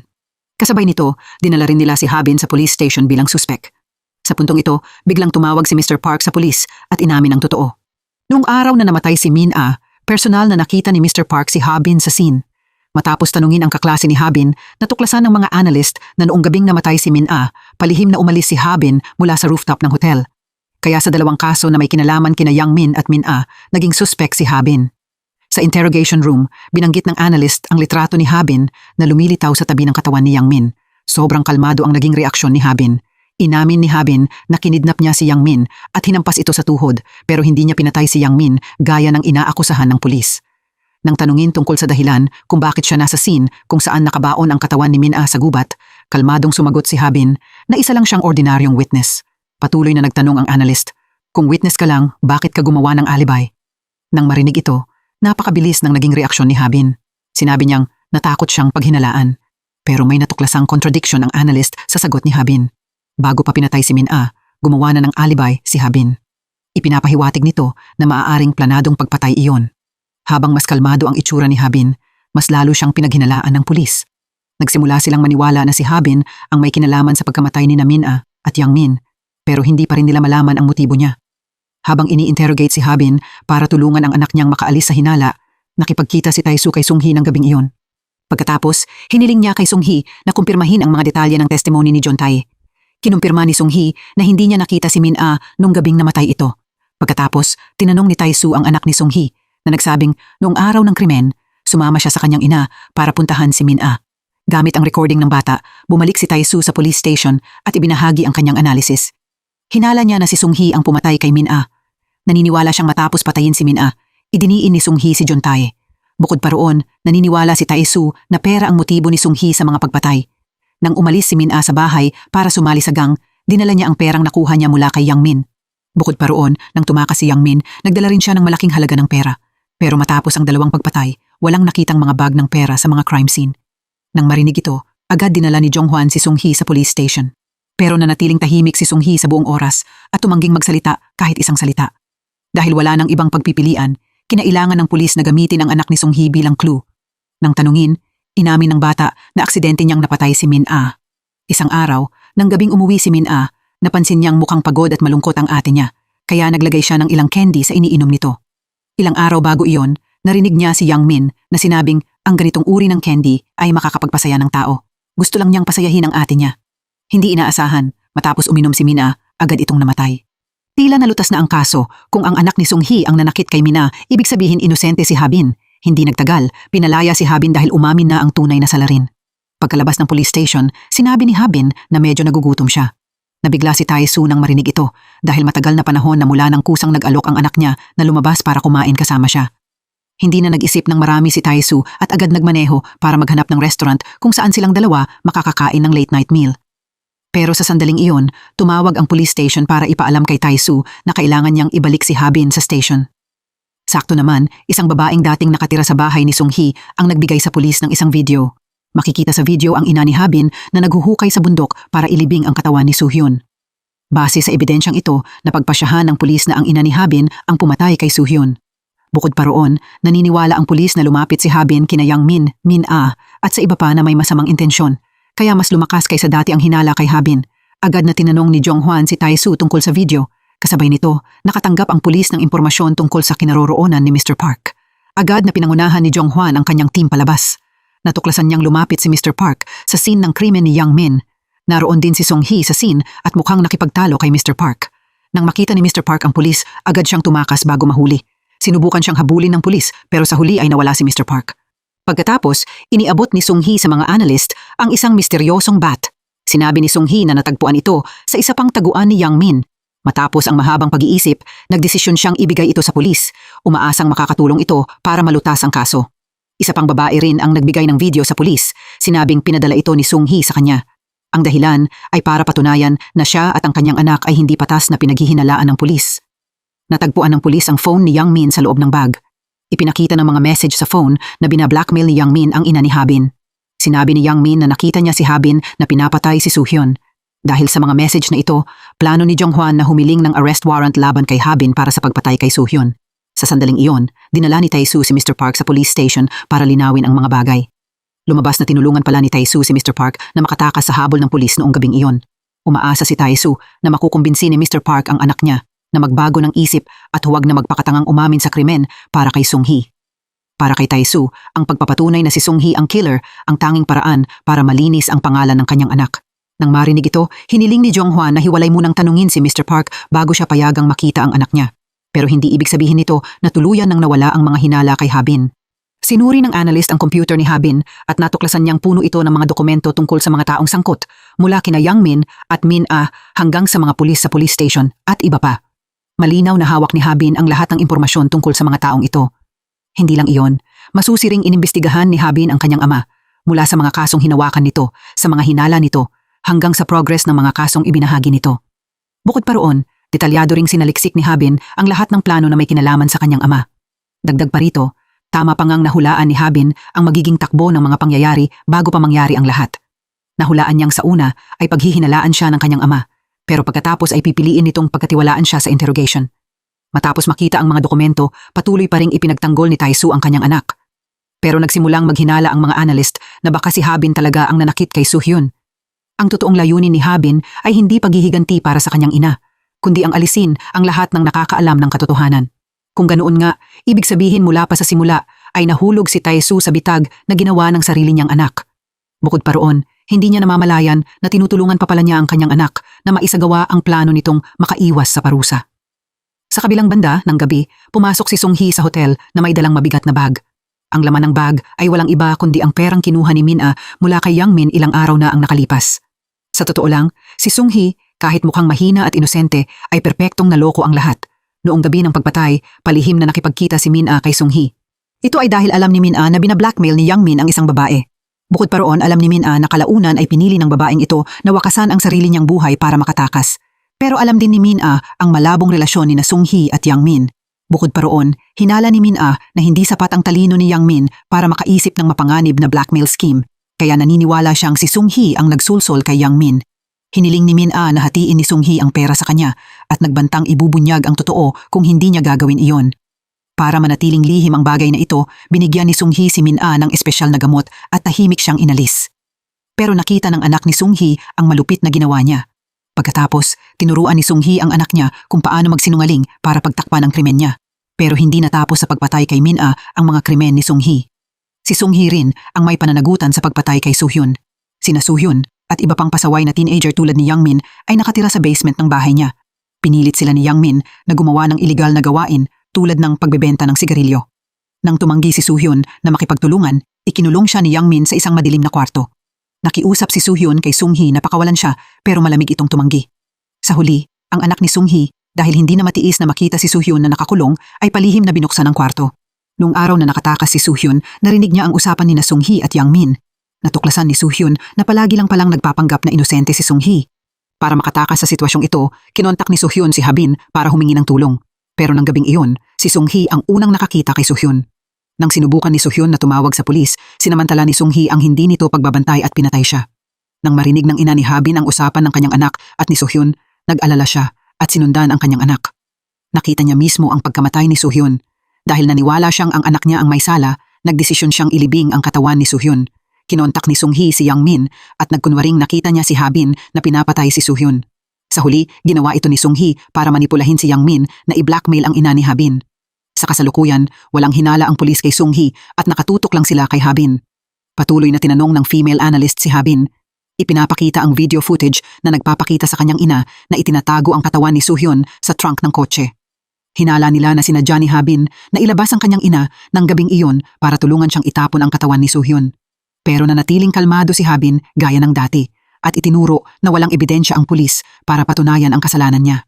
Sa sandaling ito, natuklasan ng pulis ang surveillance camera footage mula sa scene ng pagpatay kay Soo-hyun. Matapos suriin ang footage, nalaman ng pulis na binili at sinira ng ina ni Ha-bin ang lahat ng video 1 taon na ang nakalipas. Batay lang dito na pagpasyahan ni Jong-hwan na si Ha-bin talaga ang killer. Pagkatapos, hiniling niya kay Tae-soo na kumbinsihin ang kanyang anak na umamin. Pero habang ini-interrogate, nanatiling tahimik si Tae-soo tungkol sa hinala. Iginiit lang niya na huhulihin niya ang tunay na killer at patutunayan ang pagiging inosente ng kanyang anak. Matapos ang lahat ng nangyari, naniniwala si Tae-soo na maaaring iba ang kanyang anak sa ibang mga bata, pero ang babae ay siguradong hindi isang baliw na serial killer. Sa ibang lugar, para imbestigahan ang kaso ni Min-ah, dinala ng mga analyst sa police station ang ina at anak ni Sung-hee. Kanina, inamin ng anak ni Sung-hee sa pulis na siya ang naglagay ng gamot sa inumin ni Min-ah na naging dahilan ng aksidenteng pagkamatay nito. Pero nagsimulang mapansin ng mga analyst na habang tinatanong, sinasadya ni Sung-hee na gabayan ang anak niya. Bukod pa roon, bago pumasok sa interrogation room, palihim na pinaalalahanan ng bata ang mga analyst na huwag nilang kainin ang pagkaing niluto ng kanyang ina. Dagdag pa rito, si John-tae, na nakakulong, ay nagpahayag din ng hinala kay Sung-hee. Kaya nagsimulang ilipat ng mga analyst at ni Jong-hwan ang hinala nila kay Sung-hee. Bukod pa roon, ipinahayag din ni Tae-soo ang hinala niya kay Sung-hee. Naniniwalang ang 3 kaso ni Min-ah, Soo-hyun at Yang-min ay lahat ginawa ni Sung-hee. Para makakuha ng ebidensya sa krimen ni Sung-hee, umuwi si Tae-soo at nagkaroon ng tapat na pag-uusap sa kanyang anak. Naalala ni Ha-bin na matapos mapatay si Soo-hyun, tila nagsimulang magsulat ng mga sulat ang kanyang ina. Bukod pa roon, bago namatay ang kanyang ina, madalas itong pumunta sa templo para sambahin ang labi ng kanyang kapatid. Para imbestigahan pa ito, pumunta sina Tae-soo at ang kanyang anak sa templo. Hindi inaasahan, natuklasan nila ang isang shrine na may mga labi ni Soo-hyun. Sa tabi ng urn ay isang sulat na isinulat ng ina ni Ha-bin. Sa sulat, ipinahayag ng ina ni Ha-bin ang hinala niyang ang kanyang anak ang may pananagutan sa pagkamatay ni Soo-hyun. Pero kalaunan, napansin niyang maraming notes ang isinulat ng kanyang anak tungkol sa paggamot sa kanyang depression.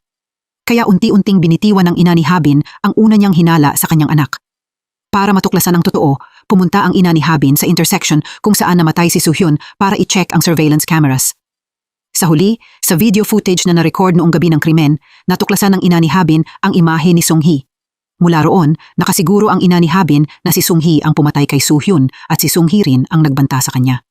Hinarap ng ina ni Ha-bin si Sung-hee pero hindi inaasahan, binantaan siya pabalik ni Sung-hee, sinasabing, paano kung malaman ni Ha-bin na pinaghihinalaan siya ng ina niya bilang killer? Bukod pa roon, kung ililibing ng ina niya ang katawan ng best friend niya, siguradong madudurog ang puso ni Ha-bin. Ang mga salita ni Sung-hee ay tunay na banta sa ina ni Ha-bin dahil natakot siyang masaktan ang kanyang anak. Wala siyang lakas ng loob na sabihin sa kanyang anak ang tungkol sa mga hinala niya. Kalaunan, dahil sa matinding pagsisisi, gumawa siya ng maling desisyon. Nakakalungkot noong panahong iyon, itinapon niya ang lahat ng surveillance videos na nakolekta niya, ang ebidensyang nagpapatunay na naroon si Sung-hee. Nawasak ang crime scene. Matapos basahin ang sulat, galit na galit si Ha-bin sa ugali ng kanyang ama.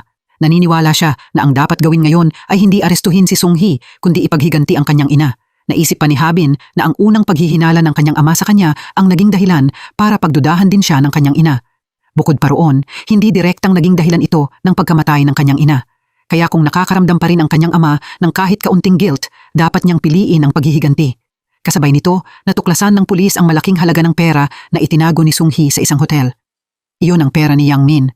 Pero nang tanungin, patuloy na nagkunwaring inosente si Sung-hee. Sinabi niya na kahit kinuha niya ang pera ni Yang-min, hindi niya ito sinaktan. Para pilitin si Sung-hee na umamin, plano ng pulis na dalhin ang anak niya. Pero natuklasan nilang kinuha na pala ni Ha-bin ang bata kanina pa.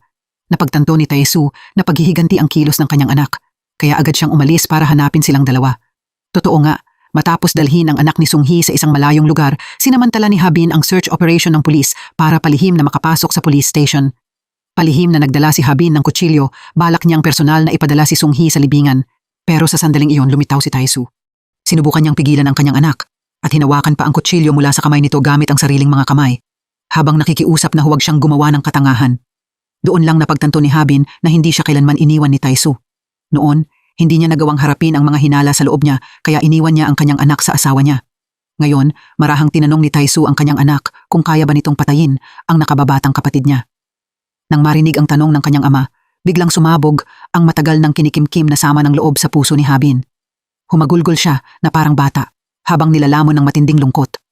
Matapos ang maraming taon ng pagpiling manahimik, sa wakas ay binigkas na ng kanyang ama ang mga hinala nito. Sa wakas, nagkaroon si Habin ng pagkakataong linisin ang pangalan niya. Umiiyak niyang sinabi na hindi siya ang nagtulak sa nakababatang kapatid niya mula sa bangin. Walang pag-aalinlangan, agad ipinahayag ni Taisu ang buong tiwala niya sa kanyang anak at pagkatapos ay humingi siya ng tawad dito. Sa wakas, natanggap ni Habin ang buong tiwala ng kanyang ama na palagi siyang pinagdudahan noon. Nang maisip ito, lalo pang humagulgol si Habin. Sa wakas, nawala ang apoy ng galit sa puso niya. Matapos ang walang kapagurang paghahanap, sa wakas ay natagpuan ng analyst ang anak ni Song-hee sa isang park. Mabuti na lang, ligtas ang bata at wala siyang sugat. Pero walang nagulat dahil alam nilang wala talagang balak si Habin na saktan ang bata. Samantala, sa detention center, ginagamit ni Taisu ang kanyang expertise para i-interrogate si Song-hee. Kahit alam niyang si Taisu ang taong nakaupo sa harap niya, patuloy pa ring nagsinungaling si Song-hee para itanggi ang kasalanan niya. Sa kabila ng sitwasyon, sinubukan pa rin niyang gawin ang lahat para ipasa ang lahat ng sisi sa kawawang si Habin. Pero bilang tugon sa walang tigil na reklamo ni Song-hee, kalmadong ipinakita ni Taisu sa kanya ang isang video. Ipinakita ng video na patay na si Soo-hyun nang dumating si Habin sa scene. Kaya ang ideya na si Habin ang pumatay kay Soo-hyun ay ganap na walang logic. Matapos ma-recover ang mga binurang video mula sa phone ni Yang Min, nakuha ng pulis ang video na ito. Ang mas nakakagulat pa, nalaman nilang si Song-hee ang nag-record ng buong insidente noong gabi ng krimen.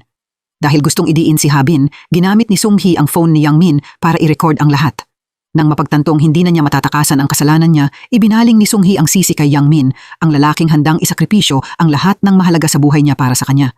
Pero bago pa matapos magsalita si Song-hee, ipinakita ni Taisu sa kanya ang isa pang video. Ipinakita ng footage mula sa surveillance camera na si Song-hee ang unang taong dumating sa crime scene ng gabing iyon. Kaya nakumpirma ng pulis na siya ang pumatay kay Soo-hyun. Bukod pa roon, si Song-hee rin ang nag-film ng video para idiin si Habin. Mabuti na lang, aksidenteng nahanap ni Habin ang surveillance video na ito habang naghahalongkat sa bahay. Lumabas na hindi pala binura ng kanyang ina ang lahat ng video mula sa surveillance cameras, maraming taon na ang nakalipas. Sa isa pang interrogation room, inamin din ng anak ni Song-hee ang mga krimen ng kanyang ina. Sinabi pa niya sa pulis kung paano nilalagyan ng kanyang ina ng candy ang pagkain ng lahat ng kawawang tenant. Nabunyag na ang karumal-dumal na mga krimen ni Song-hee. Alam na ngayon ng lahat sa police station ang katotohanan. Pero imbes na matuwa, labis na nabalisa si Habin. Natakot siya na isang araw ay mawawalan siya ng kontrol at makakagawa ng malulupit na bagay tulad ni Song-hee. Natakot din si Habin na magagamit niya ang lahat ng tao sa paligid niya para sa sariling pakinabang. Nang marinig ang mga salita ng kanyang anak, muling pinagtibay ni Taisu ang tiwala niya sa kanya. Naniniwala siyang hinding-hindi iyon gagawin ng kanyang anak dahil magkaiba sila ni Song-hee. Bilang ama, handang maghintay si Taisu para makita ang pagbabago ng kanyang anak. Mahinahon niyang hihintayin si Habin na unti-unting makalabas sa dilim at muling mahanap ang sarili. Hindi nagtagal, nagsumite si Taisu ng kanyang resignation. Diretso siyang umalis sa police station. Mula sa araw na iyon, magbabago siya. Magiging mabuting halimbawa siyang ama. Uuwi siya at ilalaan ang lahat ng oras niya sa pag-aalaga sa kanyang anak. Mabilis lumipas ang panahon at hindi nila namalayan, papalapit na ang birthday ni Habin. Sa araw na iyon, naghanda si Taisu ng magandang cake para sa kanyang anak. Hindi lang iyon, binigyan din niya si Habin ng medyo fashionable na relo. Ang tanawin sa labas ng bintana ay sobrang payapa at maganda, tulad ng patuloy na lumalalim na init ng samahan nilang mag-ama.